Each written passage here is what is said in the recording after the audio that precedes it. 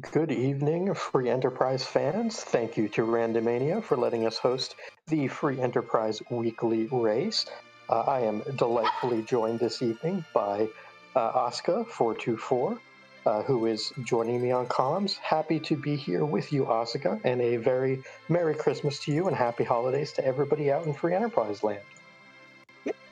Happy holidays to those that celebrate. Happy Friday night to those that don't. It's good to have Pos Morpheus on comms with us, and we've got a very interesting set of objectives today, and you're essentially going to be channeling your inner loot goblin with today's Looter's Delight. Do you want to give a quick overview about what those objectives are? Certainly. So we do have 6 objectives this evening, 5 of which will be required, so 1 does not have to be completed. But the big one is bring 30 dark matters to Corey and Agar. So basically, dark matter will replace some items in treasure chests, and there will be 45 of them spread throughout the entire world, and the runners will have to find 30 of those 45. So that one you might think would be difficult to complete, but with the amount of loot that these runners are going to be picking up, that's probably very likely to be completed in this flag set. So I'm particularly excited for that versus the other objectives. But we do also have Open the Pass Door, Raise the Big Whale, Defend Fabul, Conquer the Vanilla White Spear Altar, which is also the Plague Spot, and then Unlock the Sealed Cave, which would be the Luca Key. So anything there that stands out to you, Asuka? Well, the big thing is actually that Pass Door specifically. A lot of flags and race that we've seen, the pass is a key item that's mixed in with all the other key items, like the spoon, the twin harp, the magnet key, so on and so forth. Well, in this particular flag set, the pass is located not once, not twice, but in 3 different random chests throughout the world. So, in addition to getting those dark matters, they're also going to be looking for those passes in the chest. So, if they're able to find one, that is a guaranteed objective for them, and a quick way to Z. So it'll be interesting to see who's able to find the pass and who's not. But with that, it looks like we are already starting this race, and we did have a Yang start, and his partner in crime today is going to be the best boy, Edward. And the spoon flag is on, which I know makes you a very happy Asuka. Agreed. It would have been nice to see the spoon at the very beginning, but we'll hold off on that. We did get a tower key, though, so once we have underground access, we do have a pretty easy area to get through with the super cannon room. That is true. Easy fight there, and lots of fairly dense treasure chests in that tower too. So even more of a reason to take the jaunt through Lower Babel. So it'll be interesting to see where everyone starts out here. If they just go straight through Baron, because you got to be opening up all sorts of chests, or if the runners focus on some other points. Yeah, because that loot can be just about everywhere. And the thing is, you have to remember, it's not just the standard issue treasure chest looking things. It's all those little areas too. In the bushes, in the pots, everything. If it has loot in it, it could easily have the dark matter. And it could easily have a pass. Absolutely, and the other part of that is T Wild is on, if I'm not mistaken, and that means not only is loot everywhere, but it can be literally anything. So you could find a crystal sword hanging out in Rose's mom's house. You could find literally any item anywhere. So that's incredibly exciting just to see, what will be picked up and how quickly and how much of an impact it will have. Agreed. And even adding on top of that, I believe it is empty. So, if you want something, you can't go to the shop and pick it up. You have to find it. And speaking of finding some fun things, we have, looks like Commander Leonhardt took a peek at the Baron Inn check, and that was an Ashura. I was having a conversation with an Edward. Unfortunately, though, he did have to reset, but he did not save once he did that opening cutscene, so he has to sit through the whole thing once more. That's unfortunate. I've definitely done it myself, so I feel for Commander there, because that's a feels bad moment. But I know that he's plenty good enough to recover from it. In the grand scheme of things, a minute of time is not, usually going to make a huge difference. So I'm sure he'll be recovering quite nicely from it. Commander's an excellent runner. And it looks like in Damsing, you just had a random sorcerer robe and a rune ring right next to each other. So if a mage is found, that's a fantastic starter kit there. Completely agreed. There is a question in the chat that I know, Possum, your intelligence would be significantly more suited to answer than mine. From, let's see, Charlotte Butler, they ask, so is this flag set designed to make fighter types more appealing, the way Z3 favored mages? What are your thoughts? Yeah, my opinion on that, honestly, is every single or almost every single flag set that you see outside of how the Zema Zone 3 table stage in particular turned out with the D machine manipulation, almost every other flag set is going to favor melee types more than mages. It's just easier to get them going generally, and especially with T Wild, getting things like Crystal Swords, Murasames, Masamunes, all the ridiculously strong weapons, even a spoon for Edward that can be equipped. You get them going, you can go into Zeromus in the high 30s, low 40s for levels. Whereas with mages, you need to get to level 50, 52, and that takes quite a bit more effort. So almost any flag set is going to be better suited for fighters than a Zema Zone 3 table in particular would be. I'm going to jump in here really quickly. Title has come up. Everything's coming up. Millhouse for him. He has just found one of the 3 passes deep, deep, deep in that watery pass. So he already has, one of the objectives sitting and waiting for him. And the thing is I looking through the flag sets, you don't have to fight Z in this particular flag set. It's just complete 5 of the 6 offered objectives and game over. So that is a very quick objective that Tabo can just check off right then and there. Absolutely, and that's one where I would consider doing that one fairly early to get it out of the way so you don't forget it. Maybe when you visit Troya for like an earth crystal or for twin harp, something like that, if we are so lucky as to get music tonight. Just kind of avoiding that double dip into Troya. So I can definitely see Tybalt turning that in sometime before the very end, just to maximize his efficiency on routing. Yeah, I completely agree there. Looks like Harump is taking the Antlion Cave, and of all the places to find an evil wall, there are a lot worse places to find one, personally. So this should go fairly straightforward. Worst comes to worst, we might see some fun Eddie hiding strats, but pretty sure Harump's got this one in the bag. Yeah, this is one of those spots where even though Yang is questionable for his DPS early on, he can out DPS an evil wall by himself at this spot. So you don't often get to say that about a level 10 Yang starting out all by his lonesome, but we can actually say that here. So good job to Yang on this fight. No kidding. And looks like Commander Leonhardt has found his favorite character, unfortunately on the wrong side of justice. Dark Knight Cecil. Words are hard. Dark Knight Cecil is on Mount Hobbs, and looks like he was having a conversation with Rydia. So Commander's got a 3rd party member in his team, and just another boss down. So that's basically all of the Mist Village being moved up to Mount Hobbs, is that correct? That whole interaction? Yeah, that's pretty much what it looks like right All right, there. that's what I thought.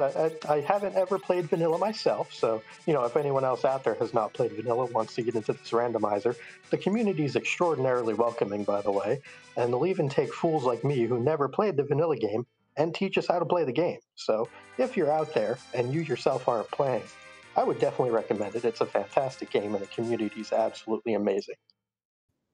I think we've got the opposite sides of the spectrum between you and I. We have you that hasn't played vanilla but is a fantastic, amazing up and coming runner who just blew everybody away in Prima Zone, and then you have me. who's played vanilla quite a few times, but is the definition of slow as molasses in this randomizer. So we got all of our bases covered this time. That's good. That means we can reach out to everybody and anybody who could be watching. So there is no question we can't answer between our collective might. But I will say that, it's not just Pos Morpheus and I that are, but we just get to sit here and talk about a really fun race with a whole bunch of great people. But there's a whole group of people behind the scenes making everything look pretty and keeping those numbers in check. We have our trackers, we have Elias the Panda, Xenocat823543, and then a shout out to our last minute streamer, Scala Kitty, the wonderful Queen Knight herself, keeping this going. So yeah, we get to talk and they get to make this look fantastic. So shout outs to them, follow our runners. They're all good people. It's a great community. Couldn't agree more. And I know that while we were going back and forth, in addition to that pass being picked up by Tibble, Harumph did find a twin harp. So I know at least I'm going to get my wish, I hope, of seeing some early music. So that's exciting. And also in the waterfall, there was a rather rude Odin. So I would doubt anyone's going to want to play with that Odin for any reason, because that spot has 31 agility. And on the overworld, that is absolutely brutal. Odin can get a lot of OSHA violations by playing with electricity in the water, and Odin can stay there for all we care. But Harumph did pick up that twin harp in the Antlion Cave. Tybalt's going to be heading there and picking up his twin harp in the near future. Meanwhile, we have Commander who, like you said, he's pretty much back on the swing of things, has found 4 dark matter already. And then we have Rio Hupfin, who's also hopefully getting that twin harp soon. So the likelihood of you getting some music is pretty high right now. And I am all for that. Huge shout out to Calamity, who does a lot of the music now, as well as Boardface, who used to put a lot of the music in. It's absolutely a wonderful feature to hear Eddie doing his absolute best work on that harp and playing us some of those funky tunes that we love to hear. Yeah, it's amazing just how well so many songs translate and or how well they transpose into a harp setting. So it's just shout outs to all of them. Y'all are super, super skilled and talented and amazing, and I wish I could be like you someday. Yeah, it's absolutely incredible. And speaking of incredible, I just happened to see 2 different people pick up a random crystal ring laying around in Antlion Cave, and that's instant defense. That's a bonus to agility, +5 to agility. It's just overall an absolutely fantastic item.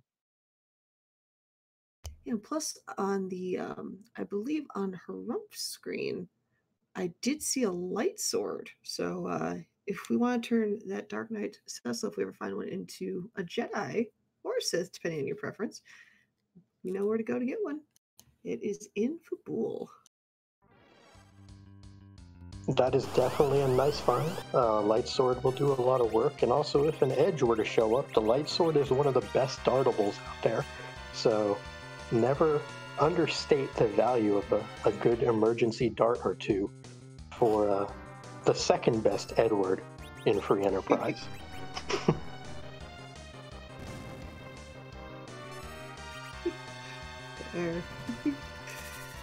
We have a 4-player boss fight going on. We have 3 evils and then just a little bit of officer-soldier matchups. So we know that the evil one will be giving the twin harp to our other runners, but we'll soon see what Fabul is going to be giving us soon. Yeah, and that officer-soldier fight, something that I'm sure the runners don't want to see. But for us, the more free stuff we see early on, the better, because that means that some harder things will await our runners.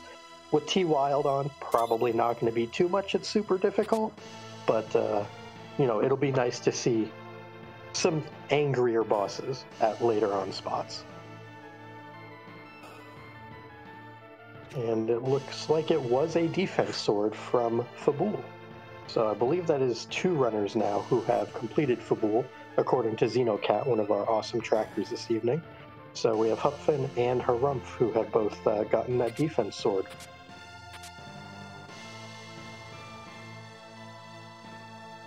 It should be noted that there are a little bit of technical difficulties on Commander Leonhardt's screen that we're trying to sort out, so hang tight and we'll get him back in the very near future. Looks like Tybalt is getting I believe it was the Mist Summon from the west side of Mount Mobs, which is, it's a thing. It's a thing. Yeah. That's most of it. Yeah, I was going to say that the Mist Summon is one of those right up there with about Imp and Bomb, things that you normally don't really care about. Just not real high on the priority list of things that you want. You're really looking for Sylph, you're looking for Titan, things like that. Agreed. And to answer a question from chat from, let's see, Gwydion Knight, what does the abilities T-Wild, SMD, Standard mean? Well, SMD is the easiest one to explain. There is not a single item for sale in any shop in the game. That includes the legendary Kokol shop, if you were able to get the Legend Sword and the Adamant Rock. So yeah, if you want something, you have to literally find it, which kind of plays into the Looter's Delight scenario. Did you want to explain T-Wild? Sure, I'll explain that. T-Wild and B Standard, because B Standard is one that doesn't get asked about a lot, but is absolutely one of the single most important flags to the randomizer. So we'll start with T-Wild, which basically means any single piece of loot can be anywhere. So you can find a crystal sword laying around just as easily as you could find a life potion. So you really want to prioritize dense treasure chest locations for not only the dark matter hunt, but also to get the best loot. Quite simply, the more chests you check, the better off you're going to be. There are a lot of other flags that will change that, where certain out-of-the-way spots will have higher weights attached to them, so your chances of getting better loot is better. But in T-Wild, it's just a complete and utter loot free-for-all. As far as B Standard is concerned, that literally just means the bosses are in random locations, and their stats kind of scale with the spot. So it's one that, again, doesn't get asked about a lot, but that is absolutely vital to the randomizer.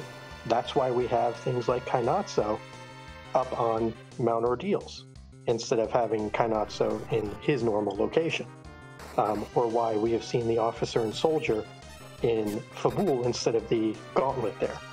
So a very good question from Gwydion Knight, and more than happy to provide some answers to that.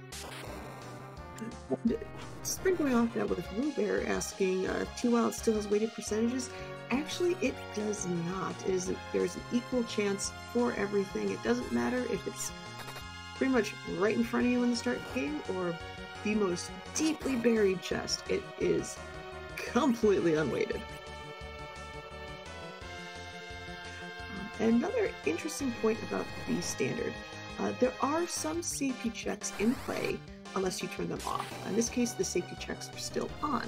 So what that means is there are certain bosses that cannot gate your only way underground.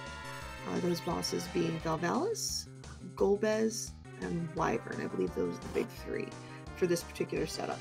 Meaning, if you fight one of those above ground and they're gating the hook, you know that somewhere else there is a magma key on Earth that you can pick up because, well, you need some other way to, it's those 3 bosses can't gate your way underground.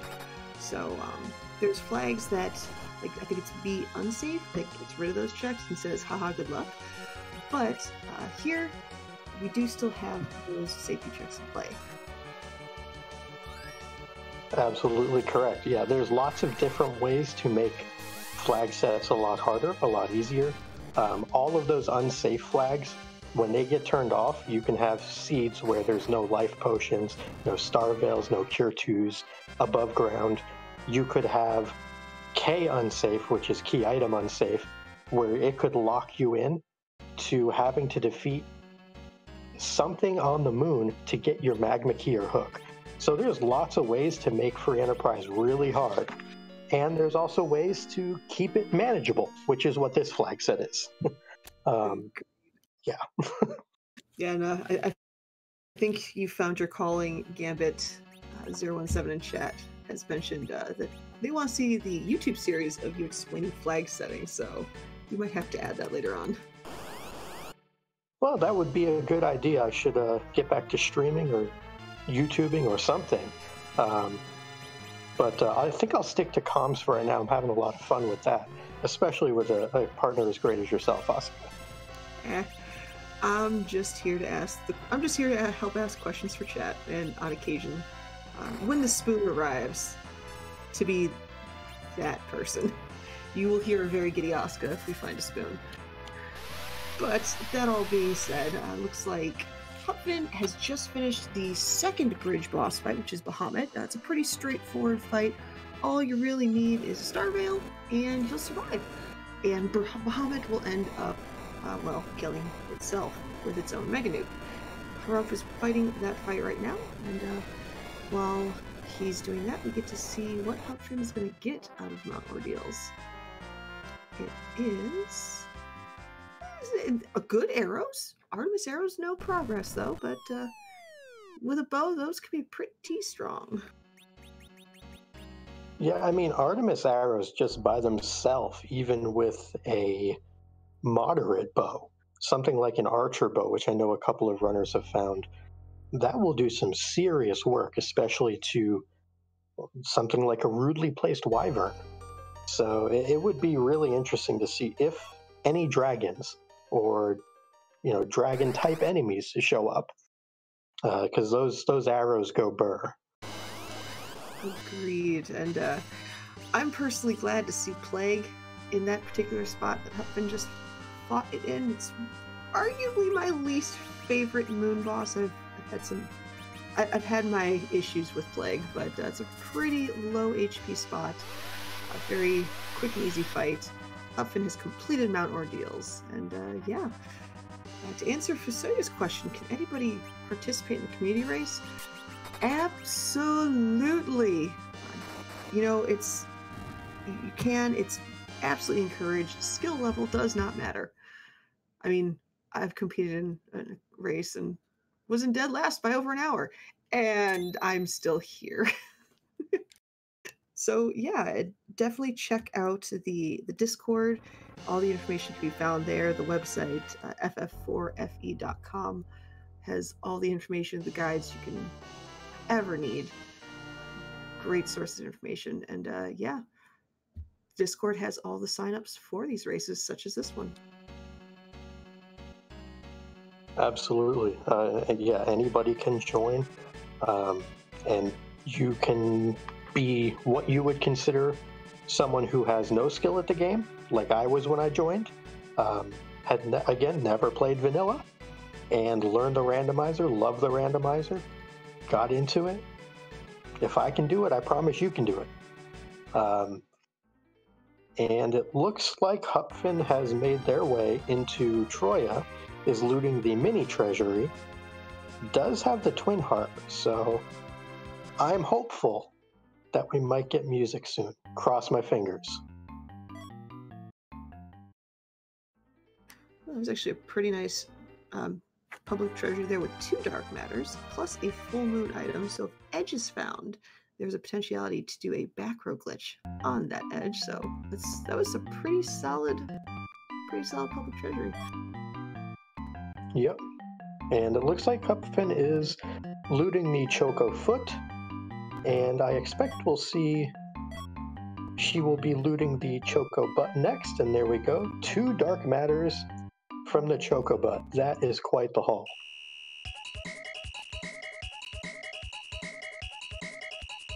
The jokes write themselves, and I know better not to say them. Okay. But the nice thing is particularly this Chocobo forest leads to the Black Chocobo, which leads to Cave Magnus, and therefore music.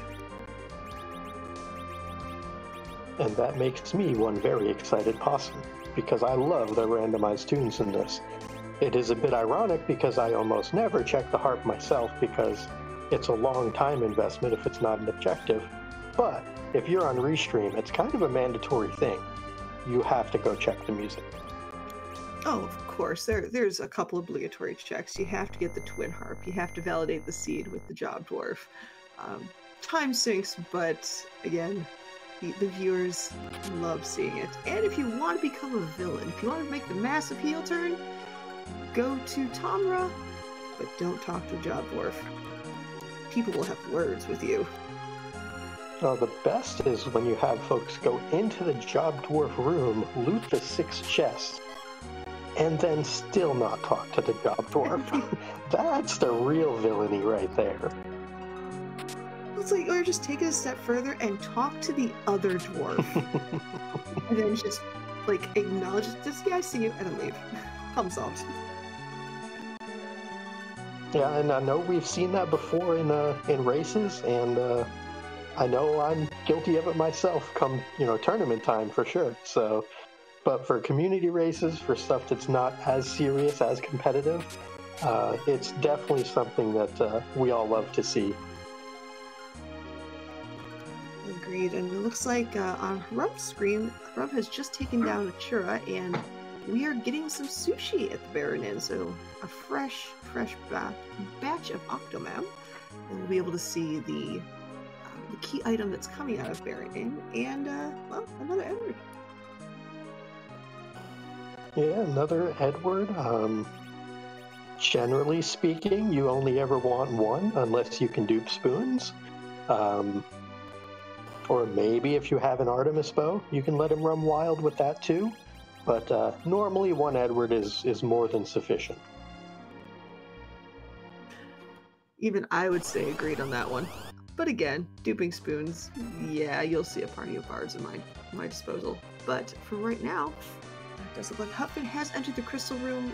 She will be fighting the storyline, the already scripted fight with Dark Elf, where, well, you can't win this fight. You're just going to be defeated. But afterwards, I'll stay quiet at least, and we will hear some music in the near future.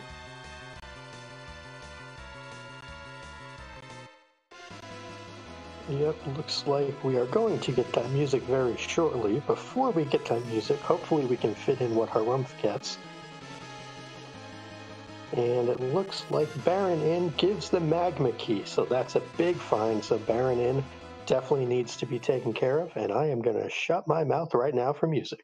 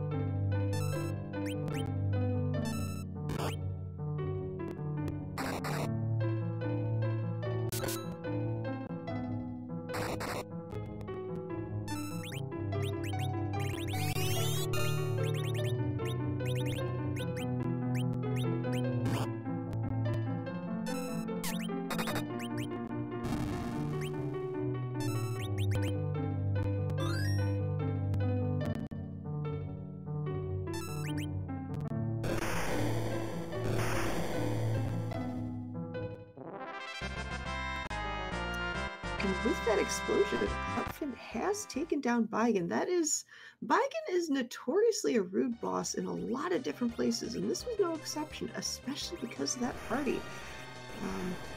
That was some fantastic Final Fantasy I music that we heard in the process. We have an encore by Tybolt, and go figure, our racers on the top screens, Commander Leonhardt and Harump, have gone underground with the Magna Key, and our free key item that Harump found was, well, it was the crystal that it's nice to have, but not really necessary other than it being a key item. Yeah, that's probably the least exciting key item they could have found. It gets them closer. To 10 key items. However, it does not really do much in the way of progression. I did notice that Harump was able to find both an Avenger and a Masamune in the Feymarch chest while they were looting, which is absolutely fantastic if they can find either an Edge or a Cecil. 100% agreed on that. That was plus they didn't make the check in Feymarch bosses, and that was kind of a scary pair of bosses. So we did see the Rubicante sprite, so it is either going to be a full leg with just Rubicante, or only 25% leg with the elements right there in the Leviathan spot. So that's a pretty hard-hitting spot that they need to be careful of. And the Assure spot, which is, well, pretty fast, that is a Lunar Sparkle. So there are some terrifying lunar bosses that you do not want to see at that location. Yeah, neither one of those is what I would call pleasant. The Ashura spot especially is going to be very punchy and very fast, and I don't believe we are anchored yet. I don't recall seeing a cursed ring yet, so no real big agility shenanigans we can do. It kind of leaves them in a bit of a lurch if Feymarch happens to be required at all. Hopefully it's not for the runner's sake, especially that sparkle at the Ashura spot. Agreed, but on Hupfin's side, she's found something very interesting by opening up the package. She found a Tella. So if we are able to get the Darkness Crystal, we have potentiality for, well, a grind option in the form of the D-Machine grind. So that's a probably really good thing, a really happy sight for sore eyes right there. Well, and all things considered, having done ordeals, Tella is actually going to be the best source of damage this party has. It's not often that you say that, nor are you that excited to get a Tella. Yeah, you definitely see the look on my face when you said that, just, huh? Yeah. This Tella with those, lit 3s, fire 3s, ice 3s, even the virus, that's going to be a significant damage increase, especially having found things like a sorcerer robe, like a charm rod. You can load up that Tella pretty good, and it will carry quite a bit of damage. It won't be Feymarch level good, of course, but it might be able to get you through things like Dwarf Castle. Things that allow you a lot of progression, maybe even the top of tower, if you have an elemental weakness you can exploit. That is a very valid point right there. Now we get to see another fairly long time-intensive boss check, especially if you're ever hunting for something like a D-Mist. This package check. Ooh, so interesting finding about this. So it looks like the package gave the Elements boss fight. So right then and there, Hupfin already, Hupfin hasn't gone underground yet, but we know, now that we've watched other people go underground, that Feymarch spot at Leviathan is going to be Rubicante, which, that's just rude. Well, it's rude, but technically doable if we can get anchored right. And Tella could actually solo it. by blinking himself and getting Ice 3s off when the cape is open. It's obviously something I hope that does not happen, because that would mean that the runners are in a miserable position, but it's something that is out there to potentially be done. And it looks like the Sheila 1 check was just more Hanzo for the ninja not appearing in the seed so far. Yeah, it's at that time you're just like, okay, can I take an edge, please? Thank you. No? Okay, then. I'll just sit here. Are we calling Dathis or are we calling Zoe Vanillion? Because there's some dolls. And they're in their vanilla location. Looks like it's like, yes, Possum, we did catch Rumpf playing with his dolls again. Oh, this seed does belong to Joe Fismano, so our original restreamer for the night. So we can blame Joe Fist today. That works for me. Blame Joe Fist. Now, to those that don't know the Calbrenna fight, there's an interesting mechanic in the form of you don't want to leave one colored doll alive without the other. If you say defeat all of the blue dolls first, after a certain period of time, those orange dolls, even if there's only one left, will somehow go full on like Power Rangers mech form and just turn into the giant doll of Calbrenna. And if you don't beat that fast enough, it'll separate again, which you usually don't see in a racing scenario. But Rumpf has to be very careful to not target that last red doll until the very end. That way they can avoid a whole second fight and get through this a little bit faster. Yeah, there is one thing. Rydia does learn Toad very early. One of the benefits of her is few benefits compared to Palom that Rydia has is early Toad. You can actually Toad the blue dolls, kill off the orange ones. It will say changing or transforming or turning into Calbrenna, but it won't ever actually do it. So, unfortunately, as you were talking about, there is the big doll, and that is terrifying, and I would have been horrified to play this as a child and seeing that thing. But hopefully they're able to do enough single target DPS here and get that damage out and get that big doll knocked down before it splits again. It's like you know you're looking for attacks when you see the mist summon come out. Yeah, Miss Summon feels desperate, but you don't want to cycle through and basically be doing a Calbrenna doll grind. Nobody wants to do Calbrenna doll grinds. They're unpleasant and shouldn't ever be necessary. Yeah, I mean, just looking at this party, Tella aside, this has been a pretty rude seed in terms of party members. I mean, you don't really have that much power to go with. Without the spoon, Eddie, I hate to admit it, doesn't do much damage at all. Yang, we affectionately call Yang a punch mage because he is a melee character that does really well with levels. Not so much at the beginning when he doesn't have them. And Rydia, although after this fight, I believe she grows up and gets a few more summons under her belt, she's not really that strong because her EXP grind or curve is very, very, very slow.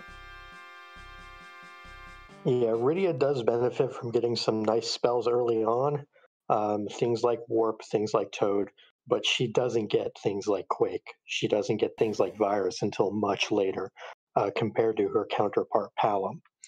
And unfortunately, we do see Harumph taking a wipe to the dolls. Hopefully they're able to avoid the nastiness of the doll splitting and then reforming and able to get through this first fight so we can see who the second fight is in the Vanilla Golbez location. Yeah, and Xenocat pretty much summed it up nicely. Rydia is a status affecting Black Mage, where Pelham just does the damaging Black Mage spells right away. Eventually they get their counterpart, but at the very beginning, that's the purposes they serve. So still, again, it's just, they don't have a lot of damage right now. So I'm pretty sure all of our runners are hurting for that one big walloper. Yeah, I mean, we see with Tybalt and we see with Hupfin as well that Tele is actually going to do quite a bit of work for them. I know that Tybalt was able to one-shot the Octoman with a Lit 3. That was, exploiting that elemental weakness. So I'm interested to see how those two runners having that Tele are able to progress, and if it makes as big a difference as I at least think it will. I'm very curious to see if that happens. And I think Harumph is going to get through this with that Zeus Rage into Mist. Let's cross our fingers. Oh, good. There it is. Whew. All right.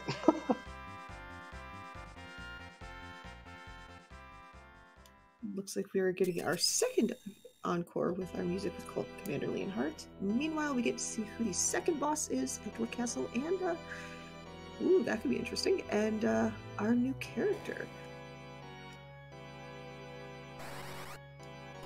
And by new character, I mean second Tele. Oh, so would you like the honor of explaining what Harumph is fighting right now and why they're probably glaring at the screen? Sure. So, Harumph is fighting the alternate gauntlet, which instead of giving you the normal gauntlet that you would find in the Fabul Defense in the vanilla game, you get the alt gauntlet, which is basically 5 encounters pulled from the surrounding area to the spot that you find it in.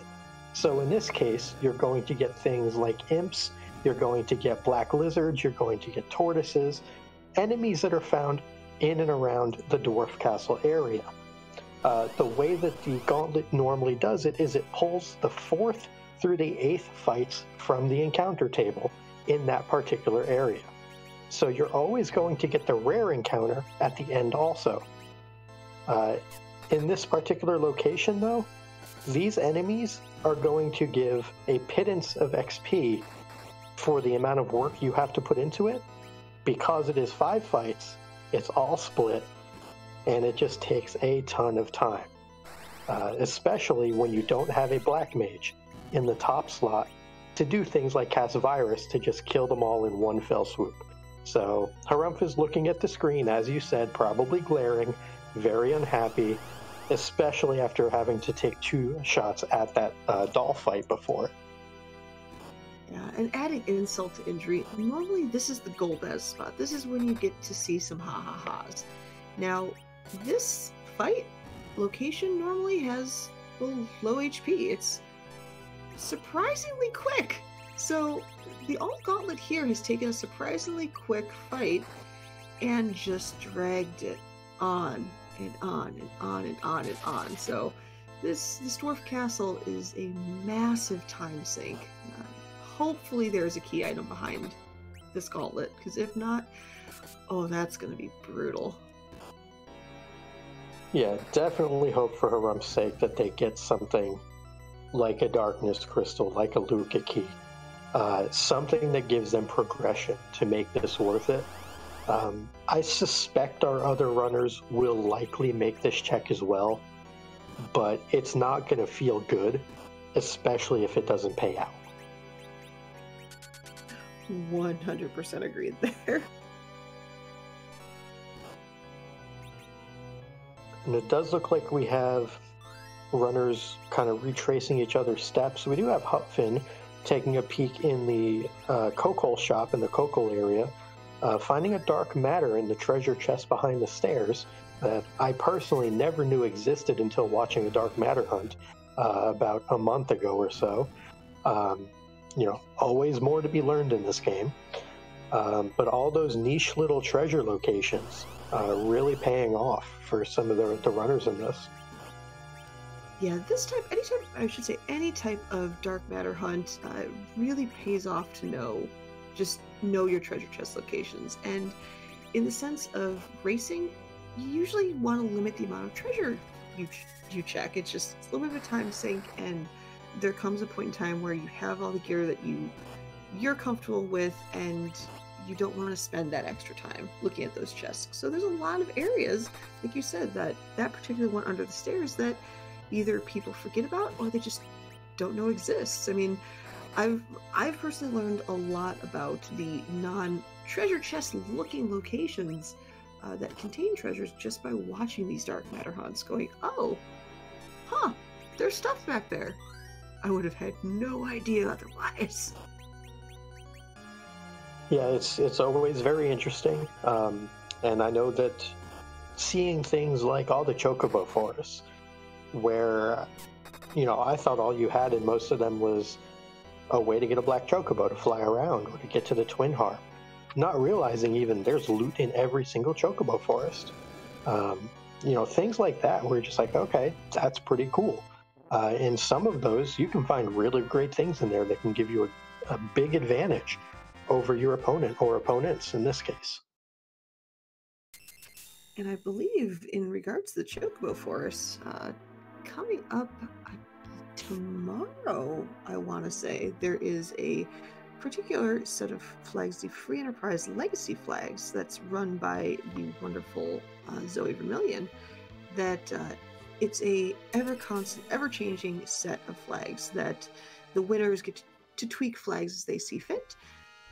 But there's also meta objectives, and I believe the current meta objective is to loot the treasure out of every single one of those chocobo forests. So, getting that little segue in there. But hopefully, for her own sake, we're going to see a key item, and that is a really nice key item that has come out of Dwarf Castle with the Baron key. Yeah, that is fantastic. That's 3 more bosses that they'll be able to play with. It's a gated weapon shop. Shops are empty in this, so that doesn't matter. But 2 key item checks as well. Granted, one of them is difficult, that being the basement spot. But the initial 2 fights, the Baigen fight and then the throne fight, those are pretty easy. Certainly for this party now, they'll definitely be able to go ahead and get through that. And as Xenocat is pointing out in chat, a character check in Baron, and that could be the most important part of all. Yeah, as a side note, in addition to the dark matter that was just found in the Tower of Dwarf Castle, I saw a samurai bow that came out of it as well. So the samurai bow with the Artemis arrows is a terrifying combination of awesome amounts of damage. Definitely true. That could make Edward at this point in time useful, because right now I think he's rocking an elven bow, which is okay, but it's not as good as a samurai bow. So that's a nice little upgrade for Eddie. And what's interesting on the left side of the screen, we have Tybalt, who is checking out the tower and seeing what we can find there, but Commander Leonhardt decided to check the Sand Ruby location. So there is a character that is gated by the key item, the Sand Ruby, and that is the White Mage. So that is Rosa. Rosa is a fantastic character that can do great work with her really big MP pool and really good white magic spells. But you give her a weapon, she is pretty much definition of a self-rescuing princess and can do massive damage with bow and arrow herself. Definitely true. And then Rosa also has the added benefit of being able to equip a heroine robe if our runners are able to find it, where she gets a big boost to both strength and agility. So that can make her warrior Princess Rosa in a hurry, which I know I love to see. Yeah, anytime I have the ability to get, or anytime I don't need a white mage at that particular time, and I have the abilities or the items to make Rosa go burr, you're gonna bet I'm gonna make Rosa go burr. Absolutely. And I did want to just mention one thing that Hupfin has going for her that Harumph did not have going for him in this dwarf castle is Rydia has Sylph for Hupfin. And Sylph is an absolutely incredible summon for Rydia, where it does damage based on her wisdom, as well as healing based on her wisdom and, the amount of damage dealt. So that allows her to get through that fight and that set of fights far quicker and with a lot less pain than Harumph experienced. So Rydia and Sylph in particular paying big dividends here. And I did just notice Harumph found a random Zeus Gauntlet laying around, which is also an incredible find. If they can get someone to use it, actually adult Rydia can use it, so technically they have one person. Yeah, it's interesting for Rydia being a summoner who loses the ability to do white magic once she grows up, but gets some pretty strong summons in the process. With a whip, she's a surprisingly good melee character as an adult. With the Zeus gauntlets, Heron robe herself, she can pack a punch. Certainly true. And to answer a question from chat, we like Zeus gauntlets because they give a bonus to strength, and they also give a resistance to giants. Not that I expect us to see anything like a Mac giant grind here, but if we were to run into, let's say, Mad Ogres, or run into Stalemen, anything that has that giant type, you would get a bonus for defense against it. So Zeus gauntlets have a lot of added abilities that can make life easier. Primarily the strength and, as Xenocat points out, the vitality are the big benefits. And a quick note, additional note about the Sylph summon that Huffin's been using. Looking at the allowed or the activated glitches in this particular flag set, we have the standard life glitch that you'll see active in most races. We also have the Sylph glitch active. So what that means is, and this was a glitch in the vanilla game where if you cast Sylph, like any other summon, you're supposed to be able to, well, the MP is taken away from you because you've essentially purchased that summon with the MP. Well, the Sylph glitch, for some reason, if Rydia is not in the middle slot of the party, so in Huffin's case, since Rydia is not standing where Tella is, that Sylph summon's free. So that is a free summon that she can just use on repeat and get all the benefits of it without having to pay for it. Absolutely correct. And we did see Commander Leonhardt giving us some information on who is in the tower. Looks like we had an orb there, which is a very free fight. And if I'm not mistaken, we saw Dr. Luggage in his vanilla location. And that's going to be a slow fight, not terribly unpleasant, but it's a lot of health there, and it's going to take a while because he just likes to talk. Yep, that is definitely Dr. Dialogue, among other nicknames for a very good reason.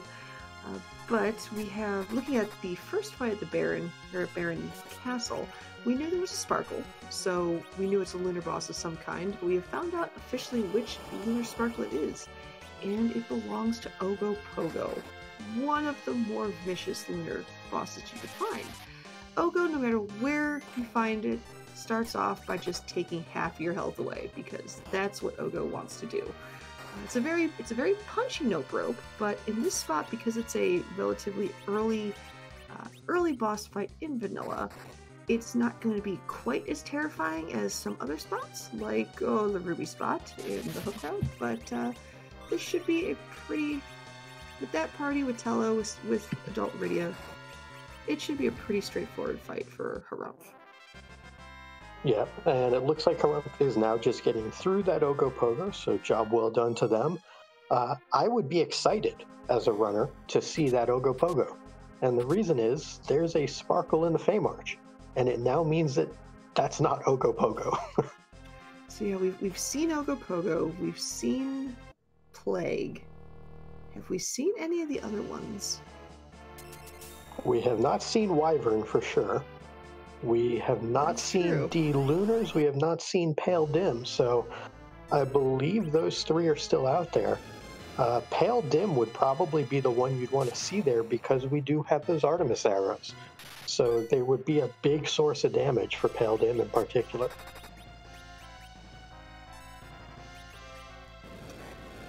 That would would be the one that the runners would want to see. I'm pretty sure all of us chat are kind of pointing at that wyvern, going, I think that wyvern, a required wyvern at the Assure spot, would be pretty fun to watch.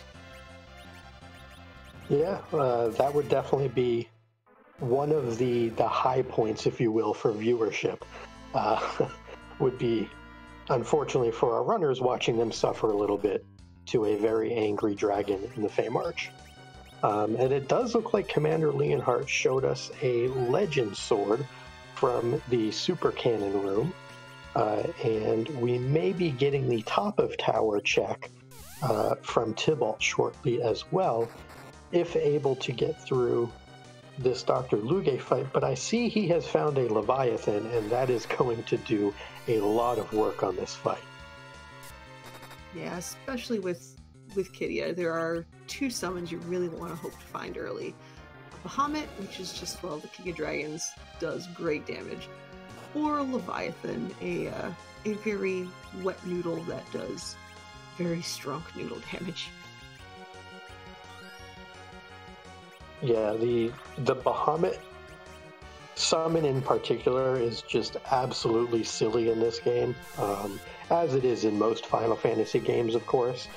But Bahamut is basically taking Nuke, putting it on a stick, making it cost 60 MP, and casting it at every enemy on the screen, and ignoring walls to boot. So, while Palom is generally regarded as the better Black Mage, if you find Bahamut, all of a sudden Rydia now has Nuke that targets everyone that goes through walls. So, of course, each Black Mage has their benefits, but that Mega Nuke from Bahamut puts Rydia over the top sometimes.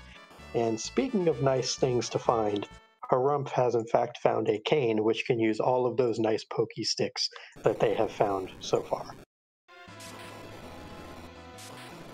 Hopefully we will not be betrayed by the betrayer in this one, because that is some much needed damage that Harumph's party needed. Especially they were rocking 2 Edwards. So that's they're probably going to be enjoying equipping that cane in the very near future. Yeah, I know that we found the Avenger in the Feymarch Cave, and to me that would just be going right on that cane, letting him start the fight Berserk, give him the bonus to agility, give him the bonus to strength, and just letting him run through stuff. And speaking of that Rosa, that's a Sand Ruby from Baron Castle for Harumph.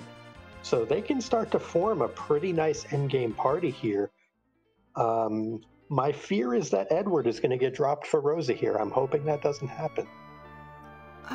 It's either that or the Yang. If the spoon had been found already, I definitely think the Punch Mage would be going away. But yeah, it's hard to keep an Edward. For some people, I have no problems with it, but for most sane people, keeping an Edward, that's a hard sell. Oh. Okay. Well, okay. That is an interesting choice on Harumph's end. I can't say I would have made the same choice, but I absolutely respect it. So Harumph got rid of Tella and has decided to keep both Yang and Eddie. So surprising to me, but definitely love to see it. I'm very curious the rationale behind it.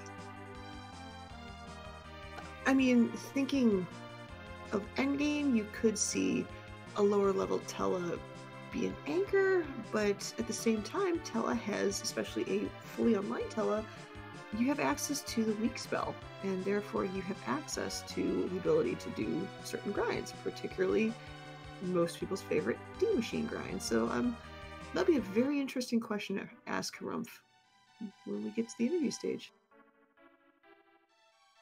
Absolutely, and the Huffin is plugging away at these warriors, so I'm guessing this is for the experience, but also could get a really nice item for this being a trap chest. If I remember right, these should give around 20 to 25,000 experience. So going to be right around a little less than an egg would give for those familiar with the egg grind in this game. A decent chunk of experience, and it seems pretty safe. Looks like those warriors have been locked down with an hourglass. Yeah, an interesting point in chat is reminding us that there is not a Z fight in this particular flag set. So, you know, it is possible that they got rid of Tilla thinking they're not going to need the grind because there's no Z fight. Who knows? Yeah, that's absolutely a valid point. I think I still would have kept him because I would want that damage now, from those level 3 spells. Having Berserk as well right on the table, but I definitely can see it without a Zeromus fight being needed. So definitely curious to see how it plays out, and I hope it works out. I'm here for it for sure. And plus, looking at, again, our objectives, the pass door, unfortunately, Harump has not found a pass yet. The only two of our featured runners that have were Tybalt and Hupfin. Raising the big whale, defending Pool, unlocking the sealed cave, and even an extension, the Dark Matter Hunt itself. Those are not, unless there's just someone rude. Well, actually, yeah, they're not rude checks. They're not rude objectives. The only one that could be a little scary is the White Spear Altar because it's on the moon, and well, lunar spots tend to have some pretty good stats. So yeah, it's an interesting choice, and I'm excited to hear Harump's thoughts on it.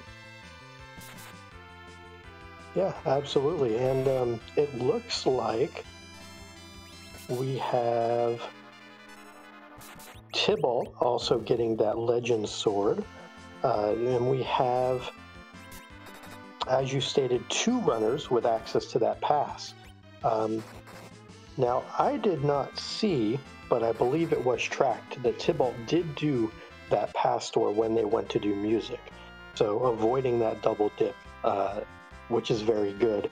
It looks like Hupfin, who has that pass, has not yet been up to Troya to do the Twin Harp. So they will be going through and doing the pass when they go do that Twin Harp check.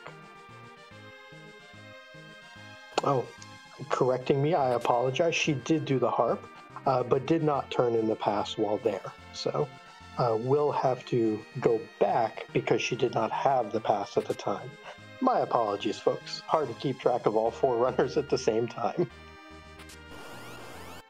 Yeah, and again, shout out to those that are keeping track of everything.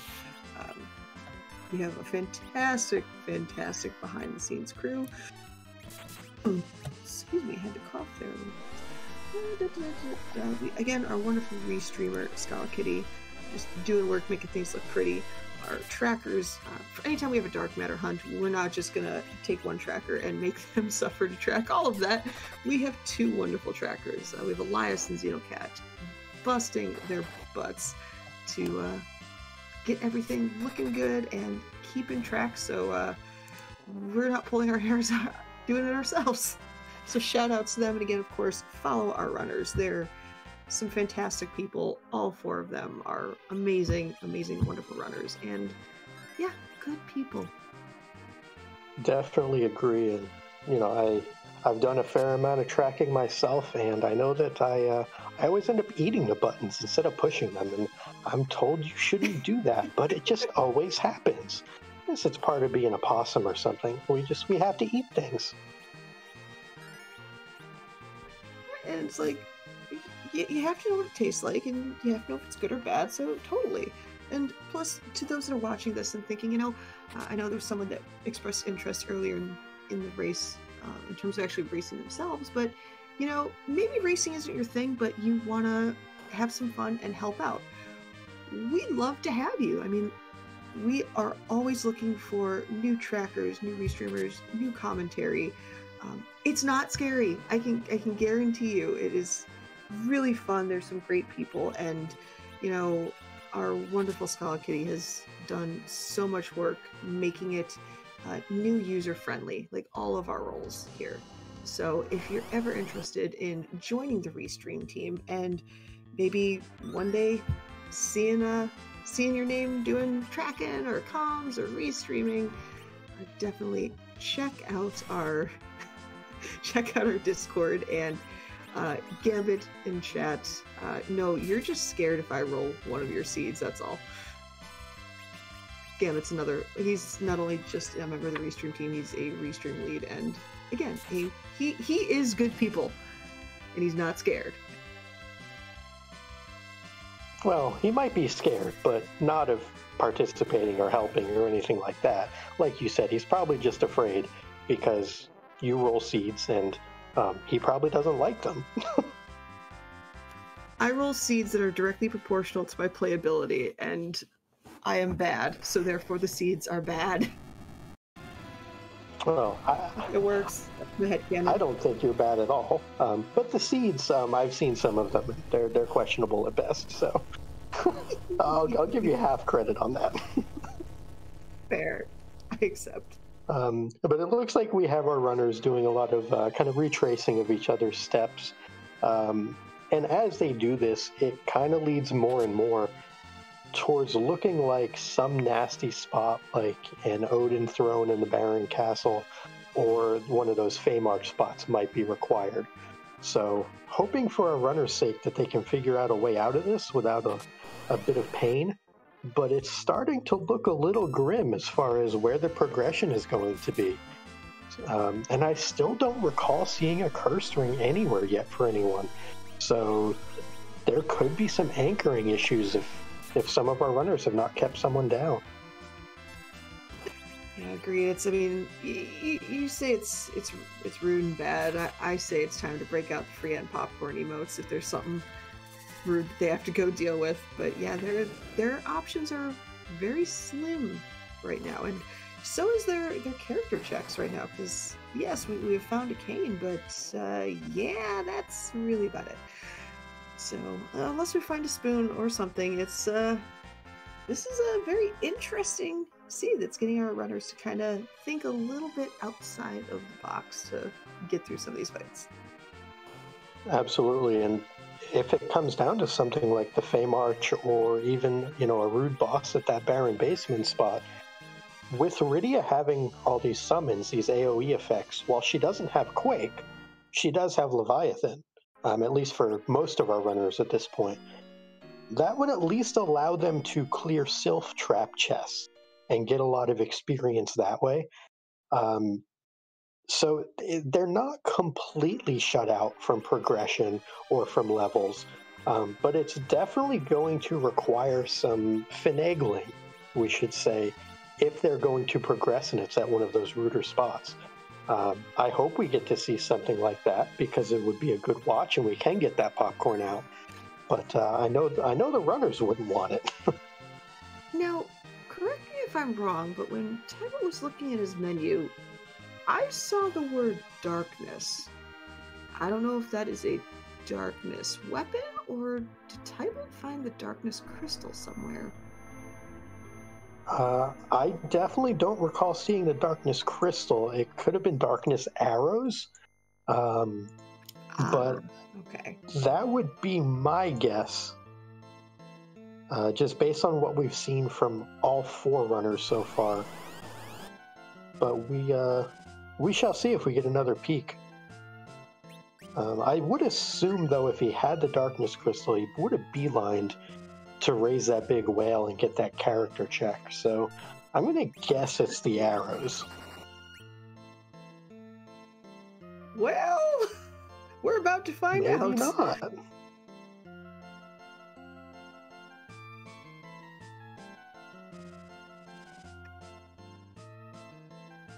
Oh, that is an ultimate tease on Tybalt's screen right there. Yeah, A+. So it looks like he's setting up a save scum to go back to Mysidia where the darkness crystal would launch the whale, but he's checking Sheila 1 first. So he's going to take a peek here. If it's not a good item, he resets back to Mysidia. So saves a little bit of time if this turns out not to give progression of sorts.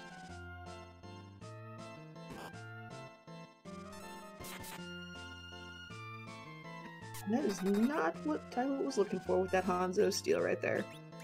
And sure enough, it was the darkness crystal. All right.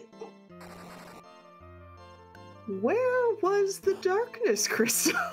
That is the question.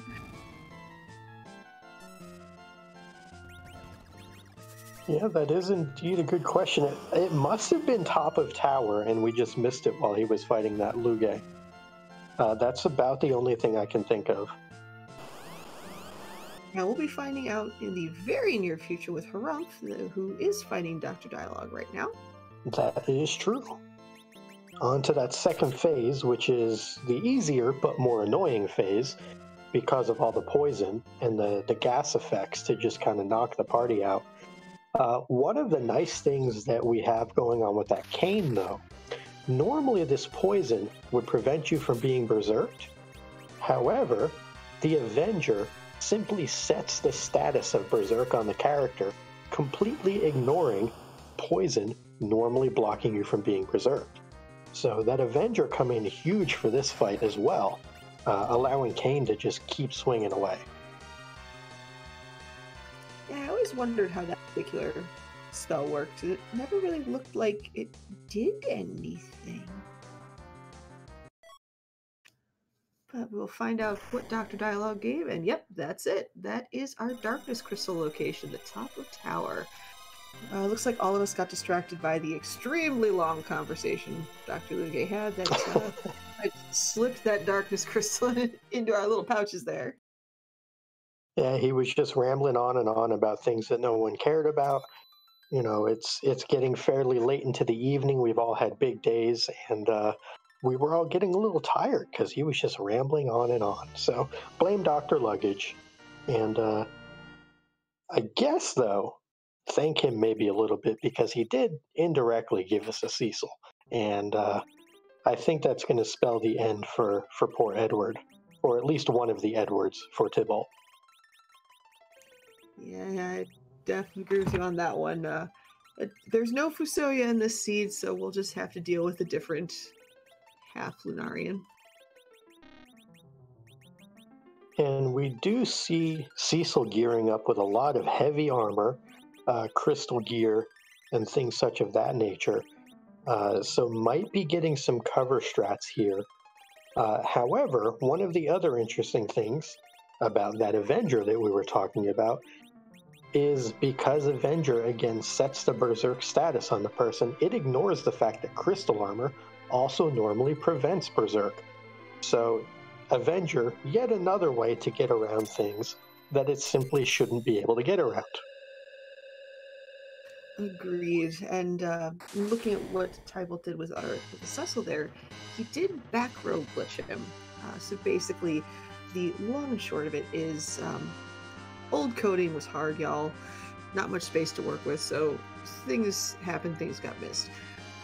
There's certain items, certain weapons that have an arrow icon in their description. That means it is a back row item, and you can do the same amount of damage from the front row as you can the back row. Well, in Final Fantasy IV, the original one, what happened was once you equipped a back row item, you could take it off and the game just says, okay, you can just do back row damage, or you can do front row damage in the back row whenever you want, and you don't need that item anymore, which is great. So in Cecil's case, Cecil's a melee fighter. Normally the back row loses a bit of his oomph. But since you can equip a bow and arrow, that's exactly what Tybalt had Cecil do. Bows can hit from the back row, and Cecil is now considered back row glitch. So you can use any weapon you want in the back row without any penalty whatsoever. Yep, and that is especially nice with someone like Cecil, because when he's back rowed, he also takes less damage, and with that heavy armor on, he's probably going to take no damage from physicals, or 1 damage per hit. But basically allows him to kind of stand tall and just not be affected by physical attacks. We are going to get our first peek at this White Spear altar, though, and that's a boss, all right. Water Hag at the White Spear altar, quite the letdown from the bird's eye view up here. Wanted something a little ruder, But Water Hag it is, 3 hits, no matter how big or small those hits are, and Water Hag walks off. Now, the ultimate hilarity would be if this gave the Luca key, because then that would be effectively hard required and very free. And that would put Tybalt's in, well, completion mode, I guess? Okay, it's not a Luca key, but that Rydia is probably smiling right now, because that is a Bahamut summon. Yeah, that is called, we do not need to do anything else other than go poke around in chests and blow up anything we find with this Bahamut. So it'll be interesting to see what Tybalt's decision is, if he exits out of the lunar subterrane, or if he loots here as well and just uses Bahamut to try to kill things. I'm curious, and it looks like by tenting up, he's going to try to find this Luca key instead of finding 10 more dark matters. Yeah, because as Chap pointed out, Tybalt's effectively in dark matter go mode. So out of the 45, again, like Possum mentioned at the beginning, you need to find 30. Getting those 30 counts as an objective completion. So you, speaking of so Tybalt has 2 options. You find the Luca key, or you find 10 more dark matter. The reason that Tybalt did decide to go to the dealer spot is there are 2 key item chests that they can choose from. Unfortunately, those 2 key item chests are gated by a very angry Lunarian in the form of Golbez. Yeah, that might be enough for me to give up on the Luca hunt and just start running around looking for dark matter, because this is not going to be fast. This spot has 42,000 health, roughly. I think Shadow takes like 15 of it, so I guess it has like 41,985. That's not fast. It's long cutscenes, a lot of speaking. I hope the Luca key is here, and if he takes this fight, but that's quite a commitment to this Luca key being here. And what's interesting is Tybalt still keeps going, and it looks like he's going to give it a good go. What's interesting though, on Harump's screen, they are fighting I believe that is a trap chest fight in the form of the hair dryers. It's a pretty nice influx of EXP with using Hourglass or some type of stop or slow command. So that's a quick fight for Harump, getting a Stardust Rod, so a really nice bonk, a really nice Black Mage stick for someone like Rydia. So good fight. Yeah, and it looks like that fight was taken to get Cecil levels, to get him prepared for the lunar subterrane, specifically for that White Spear altar. And it does look like Hupfin is doing some Sylph cave trap chests. So I wonder if they are gearing up for some sort of Feymarch peak, or just trying to get some more levels before going to the moon on their side. And of course, on Commander's screen, he currently is heading to Feymarch, so we'll be seeing what he's going to be deciding to do in short time.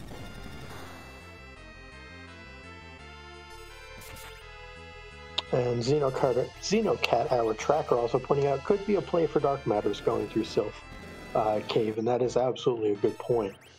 There's a ton of chests down here, and while there are 7 trap chests, there's also a lot of non-trap chests.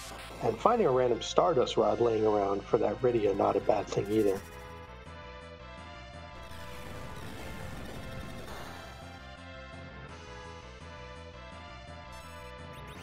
And it does look like Tybalt is going through and is reflecting Golbez's spells back at him with that Rydia, casting that Bahamut. So it looks like Rydia is basically doing solo percent here, and doing a great job of it. Yeah, using those reflex strats with Golbez, it's really nice in a high match spot, because Golbez will just start tearing himself up especially with those lightning spells.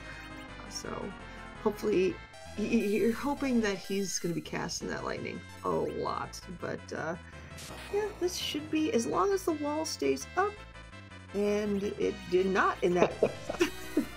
I rescind my comment. And oh, that is a rough reset. Oh no.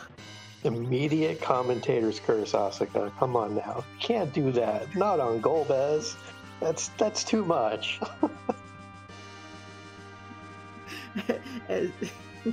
Yeah, I've probably done worse to runners, to be honest. Real talk here. It does look like Tybalt is going back for more, so this is really kind of make or break for him at this point. This is the decision to go for that Luca key instead of going for those dark matters. So that's definitely something that I want to peek inside his head during the interview stage and find out, what his thoughts on this were, because it's definitely a toss-up as to which way to go with it. And I'm curious to see, with Harumph now fighting that Water Hag, if they choose the dark matter route or if they go next door and take on that Golbez as well, because it is not a pleasant fight at that D-Lunar vanilla spot. It's a lot of health to chew through. Agreed. And plus, there are other chests in the Lunar Subterrane, other boss locations they could go to. Granted, they are potentially massively rude as well, but it's like you. I'm curious to see at what point. What's the line? Like, how many times are you someone willing to fight this fight before they're like, you know what, I've lost so much time on this fight. Time to move on. Yeah, and it looks like the Starvel's up on Rydia again, so that's a good start. Looks like Edward survived a fire, which is also a good start. And a virus gets bounced, so this is going very well to start for Tybalt. We'll see if they're able to pull this off. Maybe some third time's a charm happening here. This is definitely a fight of just kind of the more people you can get walls on, the better. Unfortunately, Tella is finding his job of staring at the wall or staring at the floor once more. But it's interesting that, well, yeah, it'll be interesting to see how Tybalt dances around with Golbez just casting spells willy-nilly at people. And it looks like Harumph has found Golbez, and no instant reset, so we might get our second commitment to this Golbez as well. I do see Harumph only at 16 dark matter, though, so it makes more sense to me for them to take this fight on needing basically half the dark matter still, versus only a third of the dark matters. So it's still going to be tough, though. This is not pleasant. But we'll see if Harumph can get through this. Agreed. And at some point, Harumph was able to find their copy of the past, so they are effectively sitting on a go mode as well. Whether they find the Luca key or those extra dark matters, once they get what they need, they can just head to Troya and end it right there. So this is definitely a double commit to the Luca key from the looks of it. Yeah, it would be very interesting if we get something like an Earth Crystal out of this. Something that's not the Luca key, and there's an unfortunate reset from Harumph because Golbez decided to do bad things to Harumph's characters, as Golbez is wont to do. But it'll be interesting to see what this Golbez gives, and then do you chase it right away? If it's something like an Earth Crystal, which is a long check,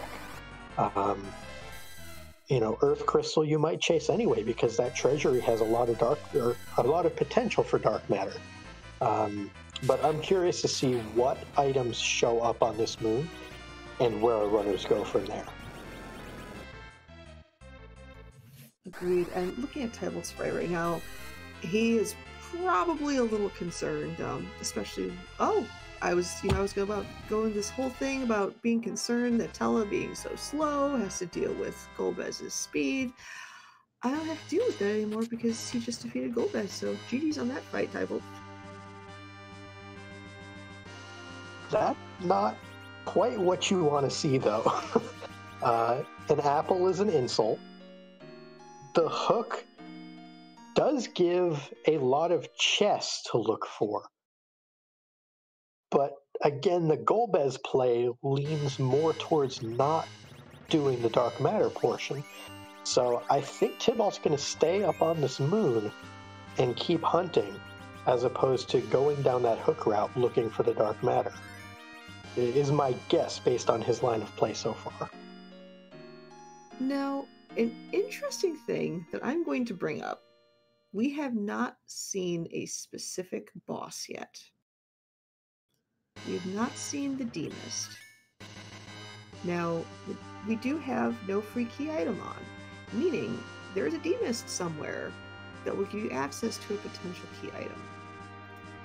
So that hook route, yes, it's annoying, but for all we know, Demist is chilling on the hook, or chilling on the hook route, and what if that Demist actually has the Luca key?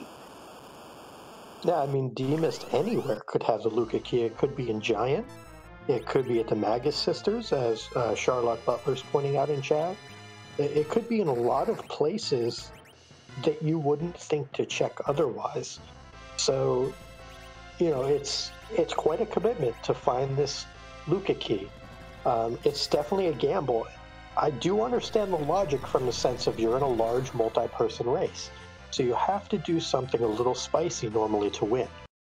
So if you gamble on saying, okay, the Luca key is going to be on the moon, I'm going to find it. If the Luca key would have been where that Golbez is, Tibble probably wins the race.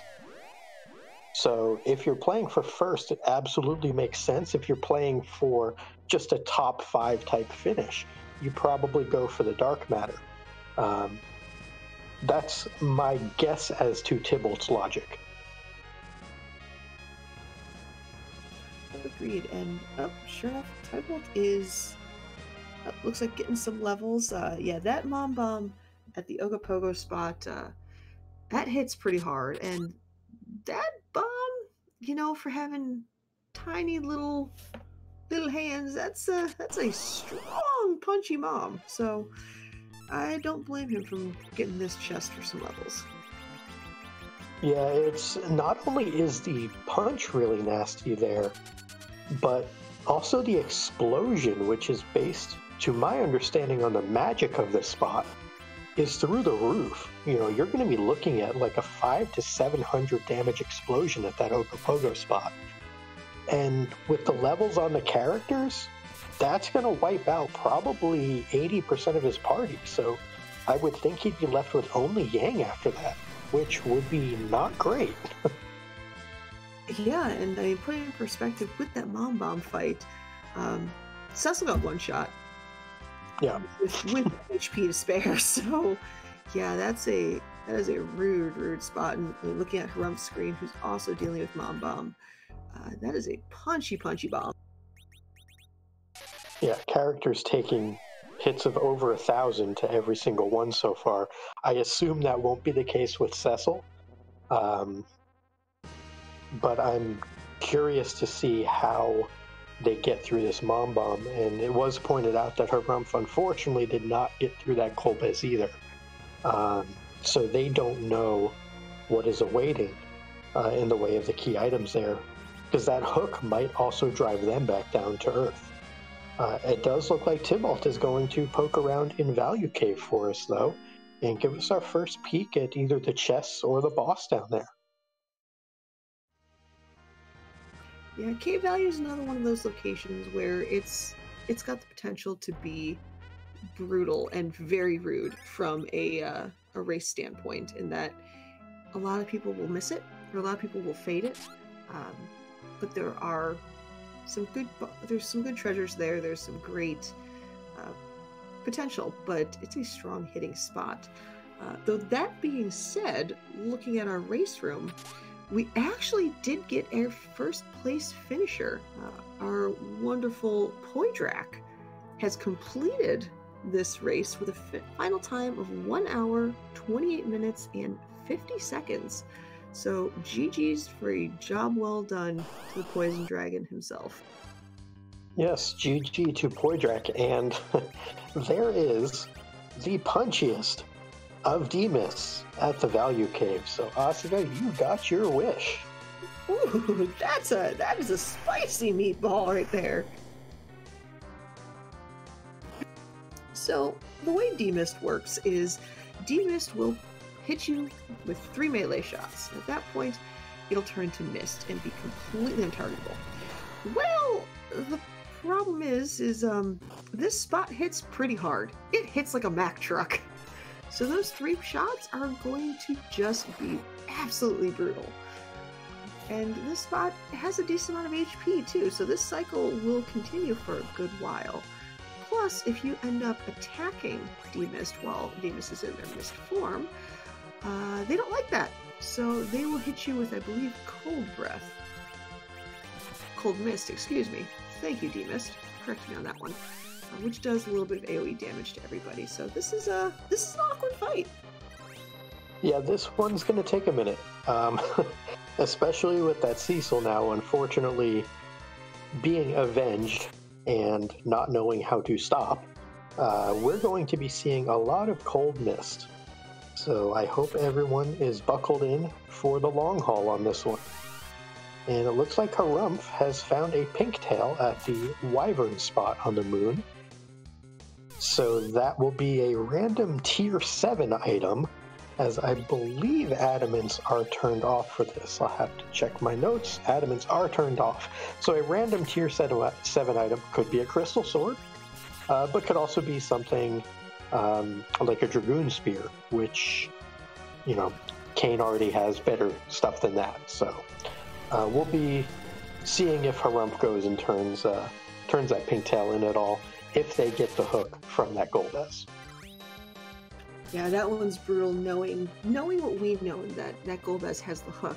That pink tail is just going to sit there until Harumph is able to turn it around and hopefully defeat Golbez and get the hook. Yep, and it looks like we have Harumph taking trap chests on the moon, so my guess is looking for more of the dark matter and just taking the fights as they go. This will make future boss fights for them easier and future trap chests for them easier as well.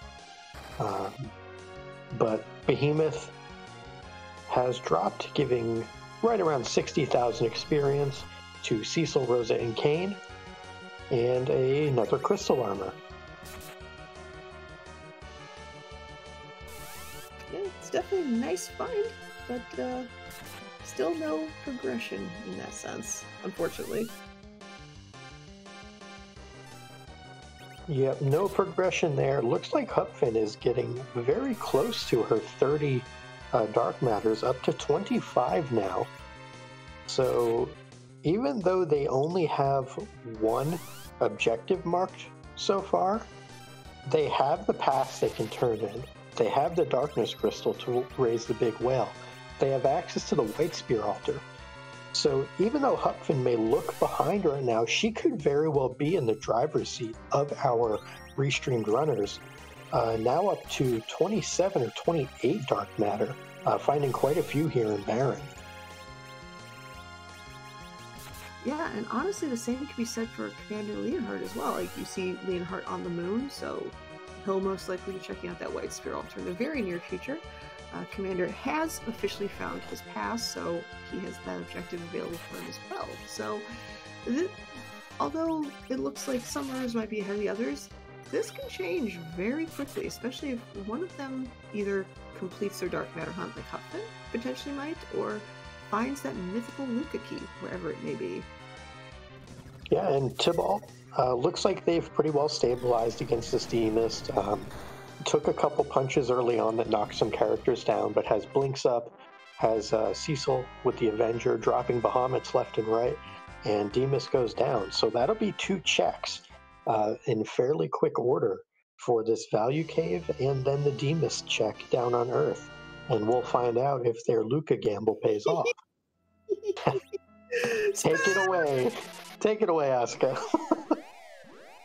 Okay, so the best item in the game has officially been found if you have an Edward in your party and the spoon flag is active. So that wonderful piece of cutlery has been modded, well, not modded, but it's been tweaked for the Free Enterprise randomizer, meaning that our wonderful spoony bard, Edward himself, gets to use it as a weapon, because there's nothing more terrifying than an angry bard with a piece of cutlery. That spoon, when equipped, gives an attack damage rating of 255! So that spoon is strong. Basically, Edward said, that crystal sword's nice, but mine's functional in that I could have some soup as well as murder. So, with Edward equipped with the spoon, we now have a murder bard, we have a spoony bard, and we have a very awesome Edward on the team. Done. I love your level of excitement for Spoony Bard. It is one of the best things about Free Enterprise, in my opinion, and I hope everybody appreciates it the same way. And let's... Yeah. And our demist check gives us the Forge. Yay! It's not required. On many a flag set, that would be fantastic.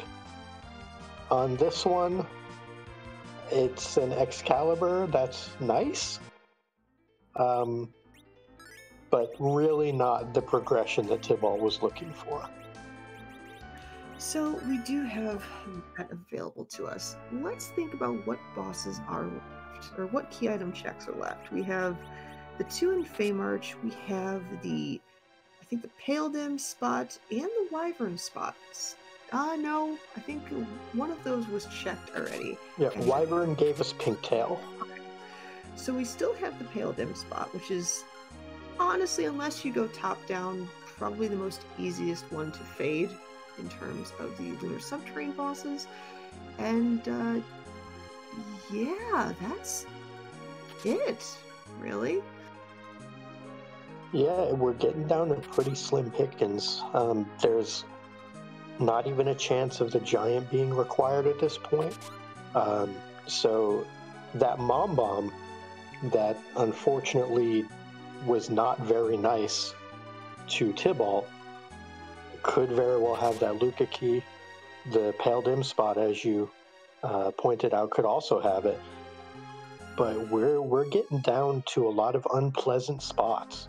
And a lot of unpleasant bosses that could hold that Luca key. So it looks like the Dark Matter hunt, hindsight being 2020, could have been the easier play. But I wonder if we'll see a basement check here from Tibalt as they're going through this barren castle. Yeah, and as Xenocat, one of our wonderful trackers mentioned in chat, nobody has checked that barren basement yet. So there could be the Luca key guarded on Odin's throne, which is a surprisingly rude boss location depending on what boss you see there. It's compared to the rest of Barren Castle, it's a fight you take much later, so it's a bit stronger. So yeah, there really isn't much left. Yep. And speaking of that Pale Dim spot, Harumph is giving us our check, and the moon just keeps on hitting. Now, without that Kane in the party right now, that's kind of an annoying spot. You could still get through it. You could still get through the tornado, but yeah, with Kane though, especially if you have a Kane that will eventually jump, if you really wanted to get rid of that tornado, you can do that. But it looks like Harumph is just gonna say, you know what, you can stay in that bugle-looking thing, and I'm just gonna kill you from here. Yeah, and sometimes it is easier to just do that because you don't have to worry about the physical attacks.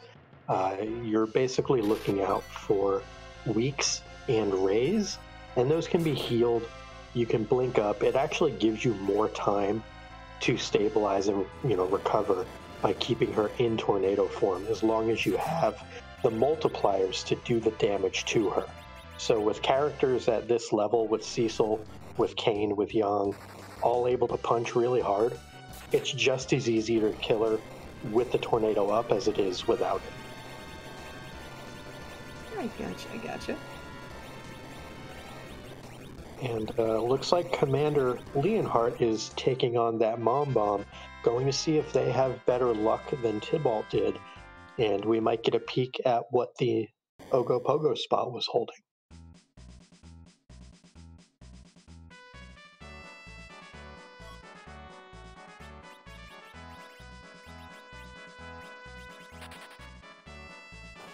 And it looks like that Mom Bomb, unfortunately, though, does just keep on punching and doing a lot of damage.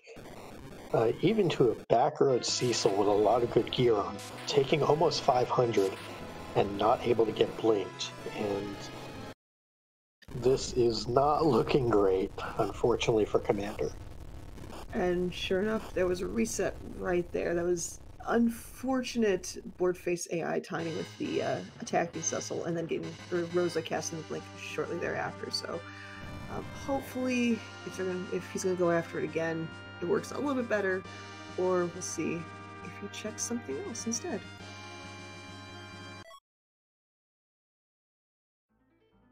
And it looks like Tybalt has gotten their Sand Ruby, has gotten their Cane, or access to their Cane. Doesn't look like they took the Cane. So kind of retreading some other steps. Taking a nap in the Baron Inn here, my guess is that they are going to go after that basement throne next. Yeah, considering how long he faded the that spot, that makes sense. Unfortunately for Harumph, that pale dim spot was not the item he was looking for. Yeah, that one looks like it didn't get randomized. Murasame coming from the Murasame altar. So, great piece of weaponry, but I don't know about you, I've yet to see an edge. Yeah, this is not the seed that's giving an edge. Now, I am curious to see what this Odin boss is going to be. I personally want to see... I want to see another Sparkle, I want to see Wyvern, I want to see D-Loners. I'm fine with either or. Wyvern would just be hilarious, especially if it's a required Wyvern. Yep. And yes, judging Phineas in chat, they have to do 5 of the 6. Yep, 5 of the 6, and looks like it's coming down to Luca Key versus Dark Matter Hunt for our runners here, and they each have to make that individual choice. It looks like so far we're getting a lot of commitment to the key item hunt, not so much to the dark matter. But it'll be interesting to ask about the runners' perspectives on that as we go. Again, huge shout out to all 4 of these runners, Tybalt, Hupfin, Harumph, and Commander Leonhardt. And huge shout out to everyone else behind the scenes as well, putting on this fantastic race for us all to watch. Definitely getting a lot more excitement and a lot more spice than I expected. The party members in particular just took a lot to get going in this seed. And kudos to all the runners for being able to get there, to get to this end game. Agreed, and we see who's on the Odin throne, and unfortunately it is a relatively free fight. They are the guards. They are not immune to items like Coffin. They're not immune to things like spells or stone spell flows, and they went down extremely quickly. So we will be seeing what those guards were holding, and it is the... Now this is interesting. That is the rat tail.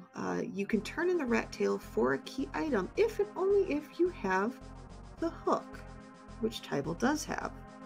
So is he going to immediately chase that rat tail, or are we going to potentially go to the Fear March? I would assume he's going to chase that in a heartbeat. And also, I don't know if you saw it, but Mom Bomb giving us yet another lunar apple. So that is Golbez giving an apple and a mom bomb giving an apple. And I don't know about you, but that's not nice. Not even a little bit. And sure enough, Tubble is grabbing his hovercraft and is going right over to turn in that rat tail. Yeah, we are just quickly running out of spots, and it looks like unless the rat tail gives Luke a key, we're heading back to the Fey March. Yeah, and my guess at this point is Fey March probably has to have it. Because given the time that you would have to take, even if this Earth Crystal has the Luca key, I don't know how you get up to Golbez, get the hook, go down to the basement, get the rat tail, do all of that in an hour and a half like Poydrak did. Just kind of, metagaming if the racers are watching the room. I would be thinking immediately it has to be something off the beaten path or something that was so obvious, and then they got to 30 dark matter and just went from there. So that's why I think if I were metagaming this, actively racing it, it had to be dark matter, is what I would be thinking in my head. You bring up a very good point. In the race room, the other runners can see when other runners have completed the race and the time that they officially complete the race. So as soon as you see that, some people might just business as usual, continue their path. But yeah, there's a lot of our runners will start metagaming, going, okay, what did I miss? I'm really starting to think that Fey March has something useful, because nobody's, to my knowledge or my memory, nobody's taken on the Fey March so far. Now, again, you have to think that Poydrak, don't say a word. Don't be a mean poison dragon. Scala will bonk you with newspaper, and I will borrow it from her. But you have to think, it can't be a massive amount of rabbit holes. But yeah, I'm pretty sure the runners are thinking now, especially because as of right now, Poydrak is the only one that's completed this race. We are almost 20 minutes after Poydrak is completed, and it is just him. So there's probably a lot of runners going, what did all of us miss? Yeah, and a lot of very good runners at that too. Poydrak is obviously a phenomenal runner of this game, but he is not the only phenomenal runner in this race. So, for a 20-minute gap to exist, kudos and GG and job well done to Poydrak. And to answer a question in chat, Gwydion Knight, the Fey March was Rubicon at the Leviathan spot, and then a Lunar Sparkle at the Ashura spot. Here in the booth, I think we're hoping for Wyvern to be that sparkle. Yes. And I suppose we're hoping for it to then have the Luca key, because that would just be, chef's kiss. But the Fey March is looking more and more plausible at this point. And again, in terms of that sparkle, Wyvern's still on the table. The dealers are still on the table. I believe Pale Dim is still on the table. So we have some options of varying levels of rudeness. And we have a Porum on the hook route, who, if taken, will only be for anchoring purposes, because Porum does start at, I think, 7 agility, which actually makes them a pretty good anchor, but doesn't look like Tybalt is going that route. And what's interesting is, you have Tybalt going the hook route, which means they've kind of, ooh, that's a nice crystal ring. They are now looking for dark matter. And speaking of being almost 20 minutes, with Poydrak being the only one that has completed, we finally have a second place finisher. So get your GGs out in chat for Pixel Tamer, who has completed the race in second with a time of 1 hour, 48 minutes and 39 seconds. So almost exactly 20 minutes behind Poitrak. So GG's to both Poitrak and Pixel Tamer. Good job. Yes. Well done. GG's indeed to both. And it looks like Hupfin is making headway with these lunar trap chests. Still showing them at 27 dark matter, only a couple away. And looks like Tybalt now up to 25 dark matter. Harumph looks like they are hard committed at this point to finding that Luca key instead of doing the dark matter hunt, being at 16 dark matter, and then Commander Leonhardt kind of right in the middle at that 20. So it'll be interesting to see where Commander goes if they choose to do the Luca key hunt or if they choose to do the dark matter hunt. That's easy. I think we can point there.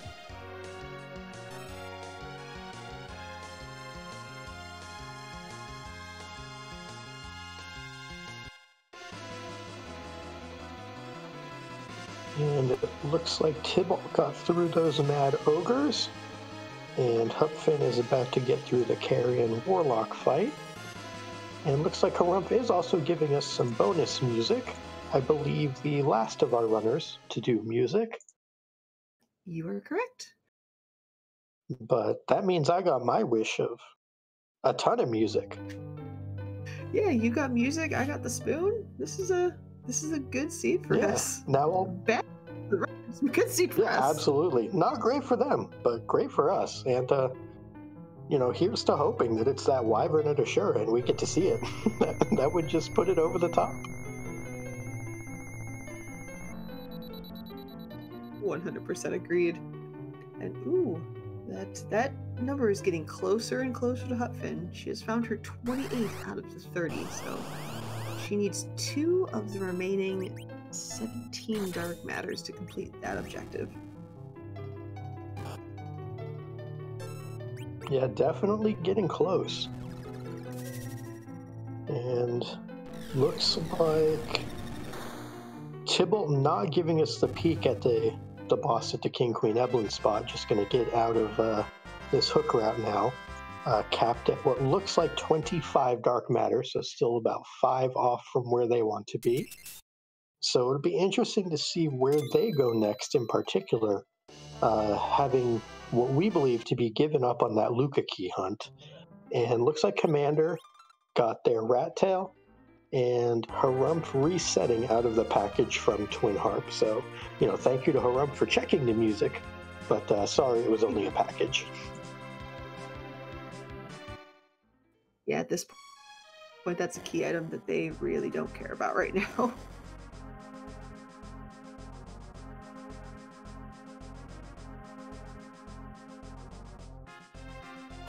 Yeah, and as pointed out in chat, where you have Hupfin, who's in the situation of she is 2 dark matter away from getting dark matter complete. Harumph's side of things, he's only at 16 of 30, so he's kind of locked into the situation where he needs to find the Luca key, because with being the furthest behind on dark matter, you're kind of running out of time. So at this point, it's a key item hunt for Harumph. Absolutely agree. And looks like we're getting Tybalt going into Troya. We're going to get to play our favorite game. So I think, Asuka, I'll let you take this one, because I don't think we have the music. Yep, it looks like we are playing everybody's favorite questionable game of Rate That Treasury. And we have at least 1 dark matter, a lot of throwing items. We have 2 dark matter. Power shirt, pretty decent pickup. Yeah, 2 dark matters and a power shirt is a great start anyway. Puts Tybalt up to 27 dark matter, I believe.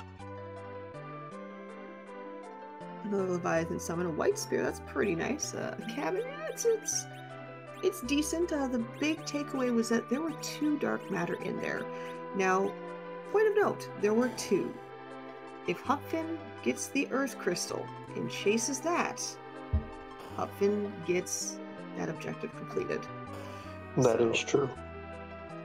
That'll be interesting to see what happens if Hupfin is able to get that Earth Crystal at some point. And looks like Tybalt is taking the run up the Tower of Zot now, going to look at the chests on the way, I assume. And once they get up to the top, it'll be very interesting to see if they choose to fight the bosses up top there or not. So I'm curious to see what Tybalt's decision is when they get to the top of this. And one of our co-trackers, Xenocat, has brought up a very, very spicy take. None of our featured runners have stopped at Evelyn Castle. There are a lot of chests there, a couple trap chests, but a lot of chests there. Definitely a very good point, and especially with the levels they have now, those 3 trap chests might as well not exist. They're just going to get absolutely decimated, especially by that Rydia. Even those Mad Ogres in there will die to the Bahamut. That's how strong the Bahamut is at this point.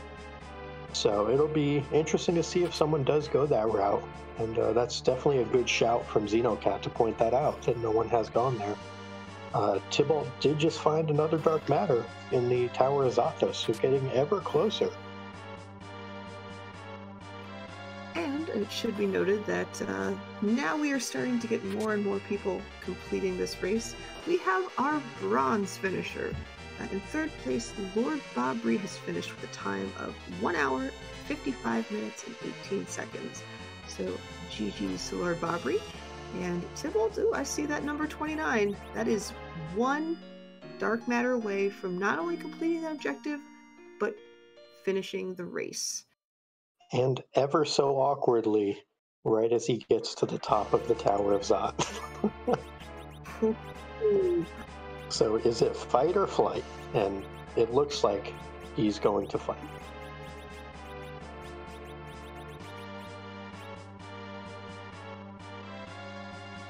Is this an area that you can exit or warp out of?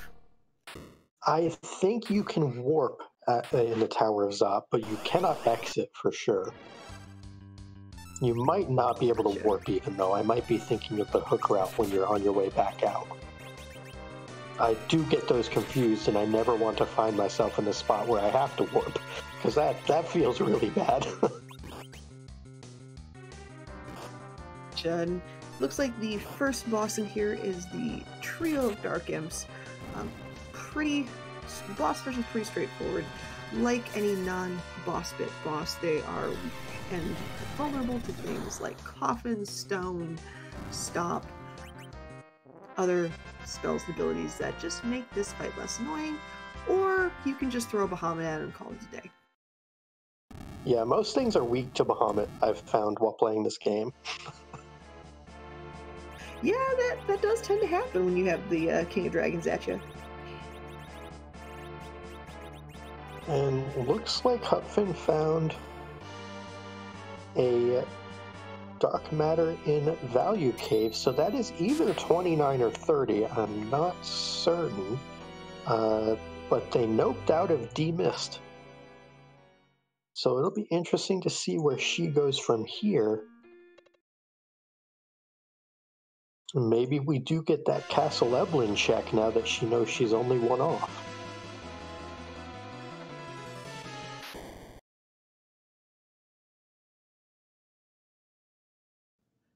Oh, looks like...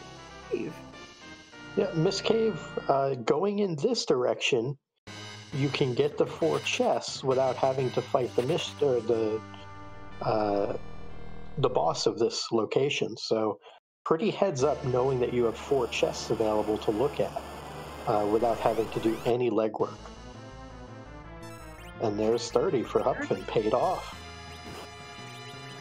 So all Hupfin has to do is nope out of that cave, head to Troya, open the door, and we will, unless it's sniped, have a 4th place finisher for your future.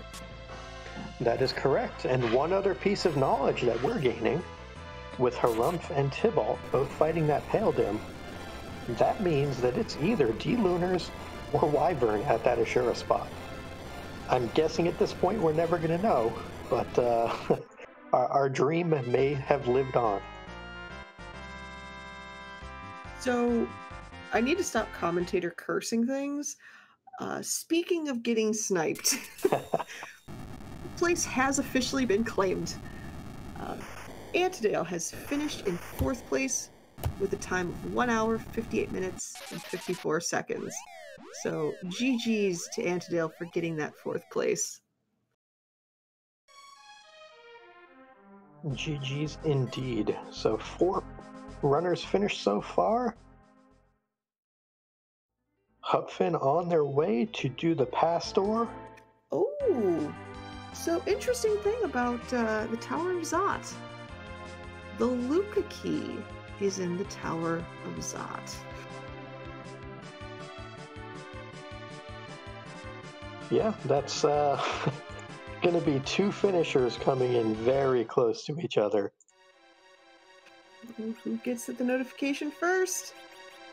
It is Hupfin. Hupfin has finished with a time in 5th place with a little bit of confusion on the race timer there. So 1 hour, 59 minutes, and 59 seconds. Title has finished in 6th with 2 hours and 10 seconds.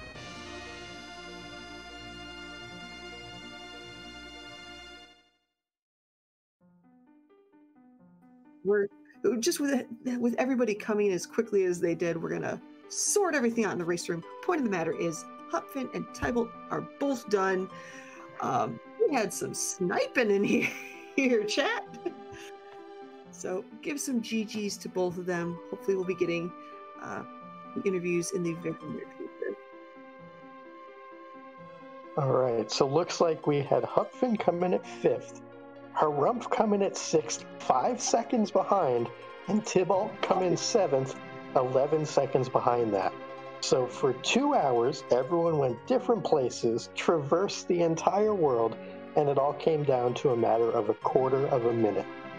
Absolutely amazing. I'm not gonna lie, I was so distracted with Tybalt and Hupfin, I didn't realize Harumph had finished it too. So that was a sharp right there. So that is insane. So GG's to both, or to all 3 of them. So we'll figure out the potential interview situation in a little bit.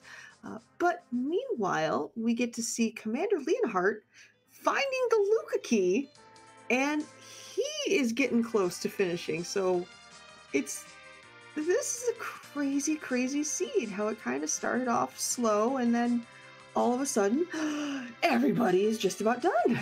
Yeah, I'm glad that for Commander's sake, that 1 minute that was lost early on by resetting didn't come back to haunt him.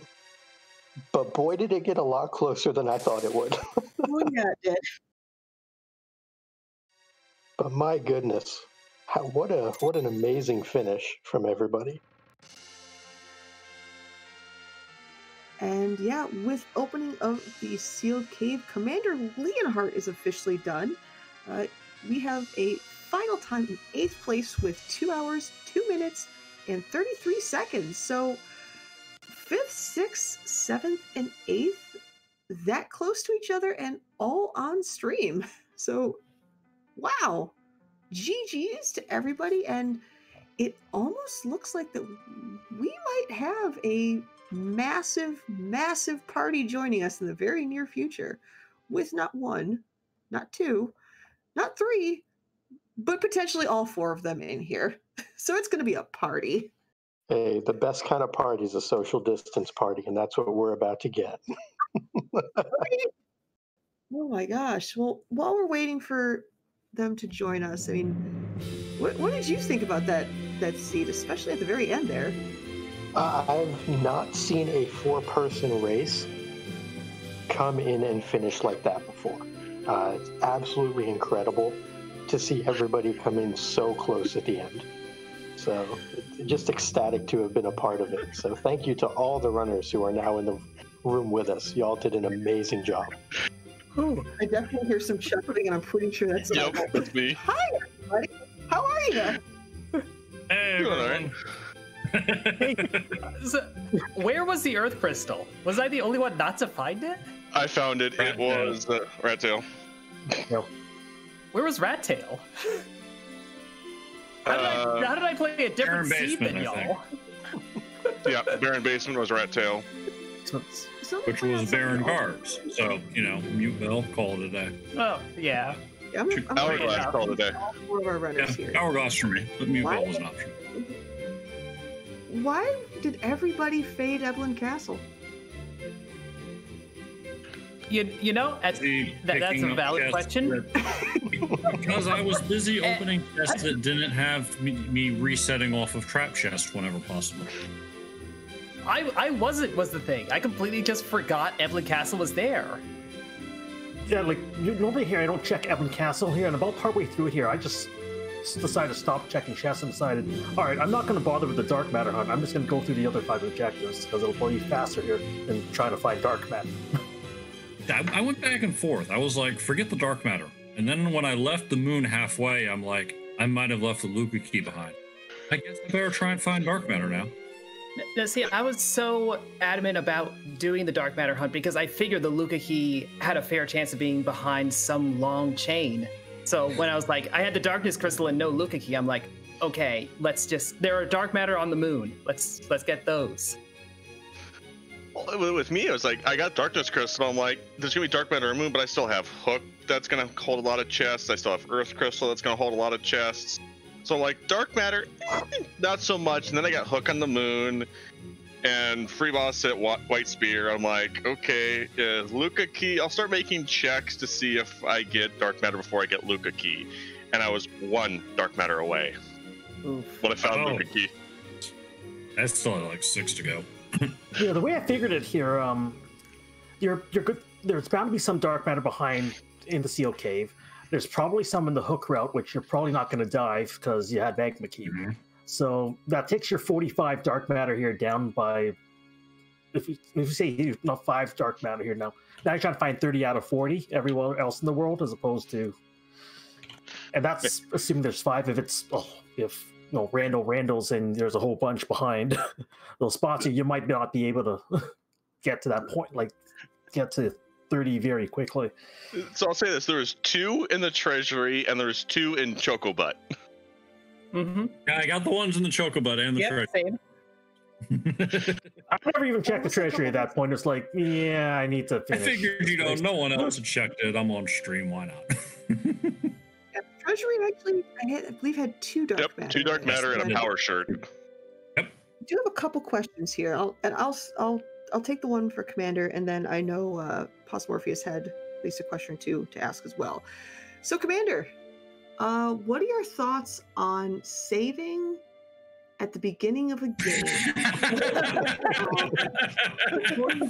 It's a good idea. Oh no! Do not think I'm not letting you slide on that one. I mean, ask the question if you can. I didn't hear anything past saving, but Basically, how did it feel to have to watch the opening cutscene again after you did not successfully complete the Baron Inn fight? there's an NPC that it's a woman. She's usually hanging around in front of the current shop that's locked up. And she says to you, don't Baron Inn right away. Don't go terribly. I can tell. Yeah, listen. Oh, I think we've all done that at least once.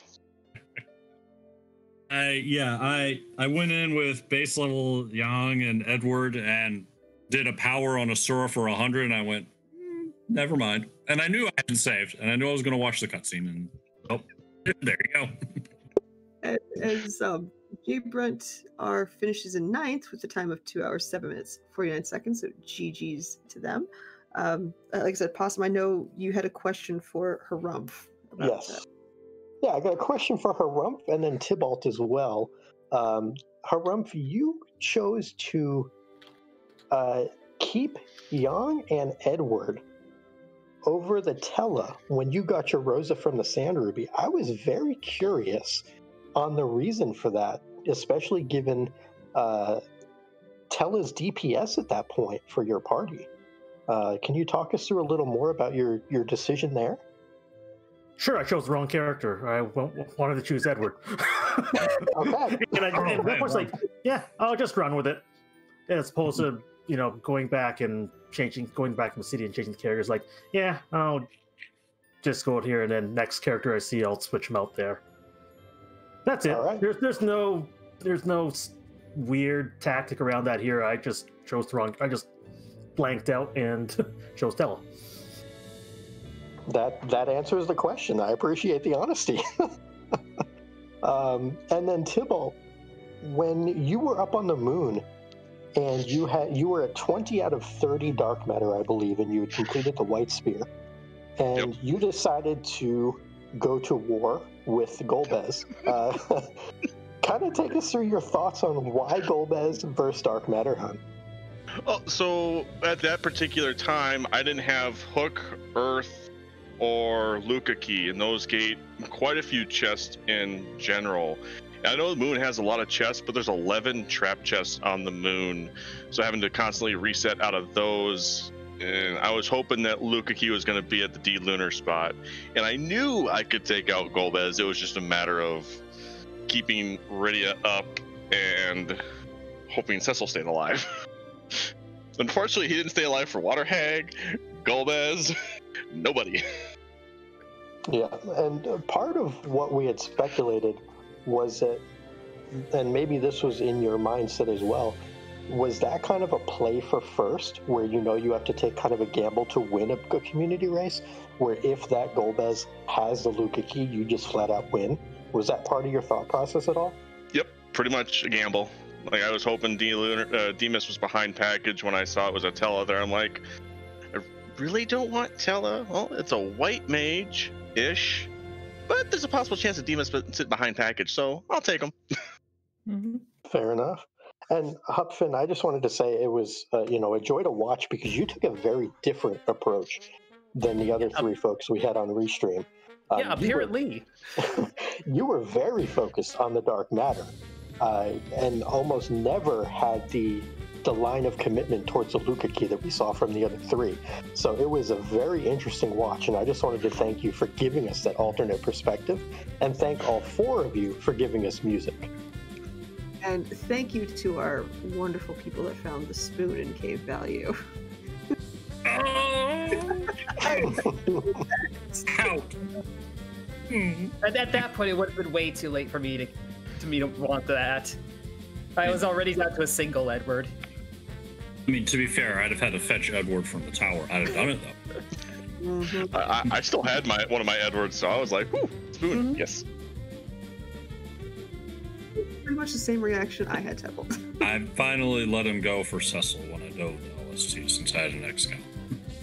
No, I went and I did the hairdryer's chest in order to get Kane a few extra levels. And at that point, I was like, I don't care about the lunar whatever's on the dais. The only one I care about gear-wise or stat-wise is Cecil. And he's not going to always there. But you know what? Commit to the bed. I used the warrior's chest for what you use the hairdryers for. Same theory. Yeah. I didn't have the Tella at that time. Maybe I'd gotten rid of him here. So the hair dryers were to get Cecil up to exit, so I didn't have to walk back out of the lunar subterranean. I'm lucky I still had an ether left to be able to exit. In hindsight, I maybe would have been better off if I just exited, because what I did, I went down to the spear altar and then walked it back up looking for dark matter. I found a lot of fights. I didn't like the fights. Red dragons are very rude. They are. And cost me like 2.5 minutes. Well, that's all right, Hupfin. I'm wandering down to the Masamune altar thinking ahead, like a good runner should. Like, okay, if this is empty, am I going back after that Golbez, or am I going elsewhere? And I'm so busy on that I autopilot 2 floors past the altar. Oh. GPS took you in the wrong direction. Oh, so if Luca Key didn't show up at the Tower of Zot, my next thing was Cave Evelyn for looking for dark matter. Yeah, same. So I wasn't going to Fey March. I wasn't going to go there. No, I was hard committed. if the Luki wasn't there, like I stopped at 16, so it was like, yeah, I'm committed to the Luca strategy at that point, all in here, all or nothing. So fortunately, I didn't have to go to down Fey March or back to the Mom Bomb, because I actually skipped that part on the moon. All in all, what was the just general thoughts on this seed in general, the race? Yeah. Not having an early dedicated white mage besides Tella really changes how you run your perspective, because you have to kind of work around his 90 MP. And on top of that, for me at least, I struggled to find DPS early. It was also Tella, which means I'm running around the underground and doing a half tower, not because I'm trying to make a cheeky play, but because I'm like, that's a lot of hit points at the top of that tower. I'm not sure I can shoot through that in a timely manner. Commander, did you have Rydia? The last chest at the top was a Leviathan. Yeah, when I finally went through, I found out on my second pass through that there was a Leviathan in the final chest, and I went, oh, hey, wow. But at the time, the alerts were taking too long. And there was, I don't know if anyone else found it, there was a Sylph in Kokol's Forge. Oh, I found the Sylph in the hook route. Find that. Oh. No. Yeah, that's so like Sylph and Leviathan was my Good DPS grab for there. a hot minute. Hold on. But I discarded the Leviathan the first run through because I'm like, oh crap, no. Oof. I fought one alert in the bottom floor, and it just took like forever. And I'm like, I do not even have time for this. This is sad. Tella has weak. Tella has weak. Yeah. Wow, good point, Tybalt. Good point. Would have changed a lot.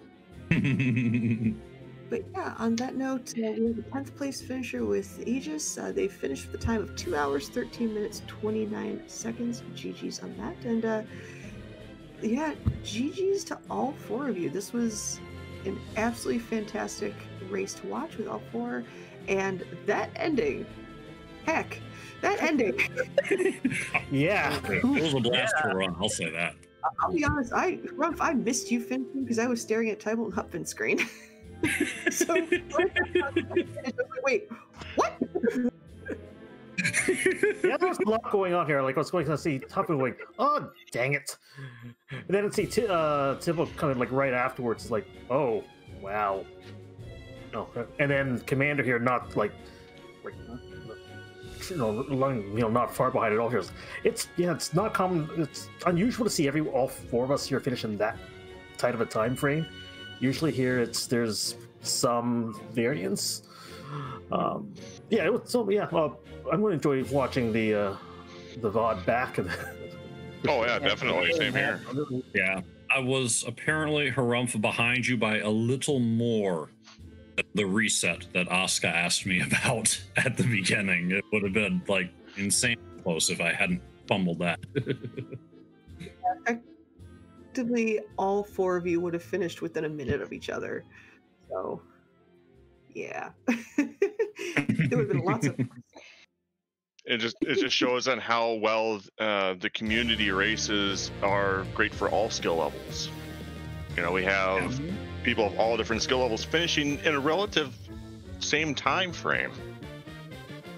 So it's easier for newer people to come in and still be with some of the more veteran players and still have a decent chance.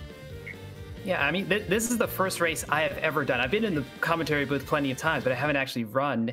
And if it wasn't for those red dragons on the moon, I might have beaten like a few more people, which is ridiculous to think about. Well, cheers. Glad you joined us for the race. Yeah. And a huge thanks to the commentators, Asuka, Possum Morpheus, to the trackers. I'm sorry, trackers, for creating more chaos, apparently. I think by stopping the Dark Master, I kind of made it a little easier. So maybe that's my little contribution, I think. But thank you to everyone on the restream team tonight here. It's Yeah, the dark matter races. I haven't done one of these tracking myself here. I'm doing tracking tomorrow. Yeah, my brain would probably explode doing this. So, I appreciate the hard work that our trackers are putting through tonight. Yeah, cheers to all of you. Thanks everyone that hung out and watched and gave us people to put a show on. GG's, that was absolutely fantastic. And again, thank you all for allowing us to feature you on our restream. And we look forward to seeing some more amazingness in the four of you. And Hopin, congrats on kicking some heckin' butt on your first race. Thank you. Thank you. So with that, awesome. You got any fun last words for this craziness? Like I said earlier, I just want to thank everyone for giving us that amazing finish. I've not been a part of either as a viewer or a participant where everyone on a restream comes in that close in a 4-player race. We get it fairly frequently in 2-player races, the 1v1s, but for 4 people on a restream to finish that close is just phenomenal. So, hats off to all 4 of y'all, Harumph, Hupfin, Tybalt, and Commander. Just great job to all of you. It was a pleasure to cast the race with you as well, Asuka. And just, an honor to be participating as part of this wonderful community. So thank you again to y'all. You guys are the real stars.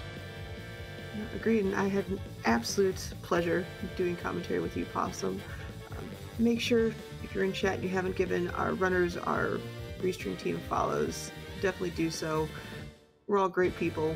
We don't bite too often, and it's a really welcoming community that we're always looking for more people to join, whether from a racing standpoint, a restream standpoint, even just a lurking standpoint. It's a great place to make some new friendos.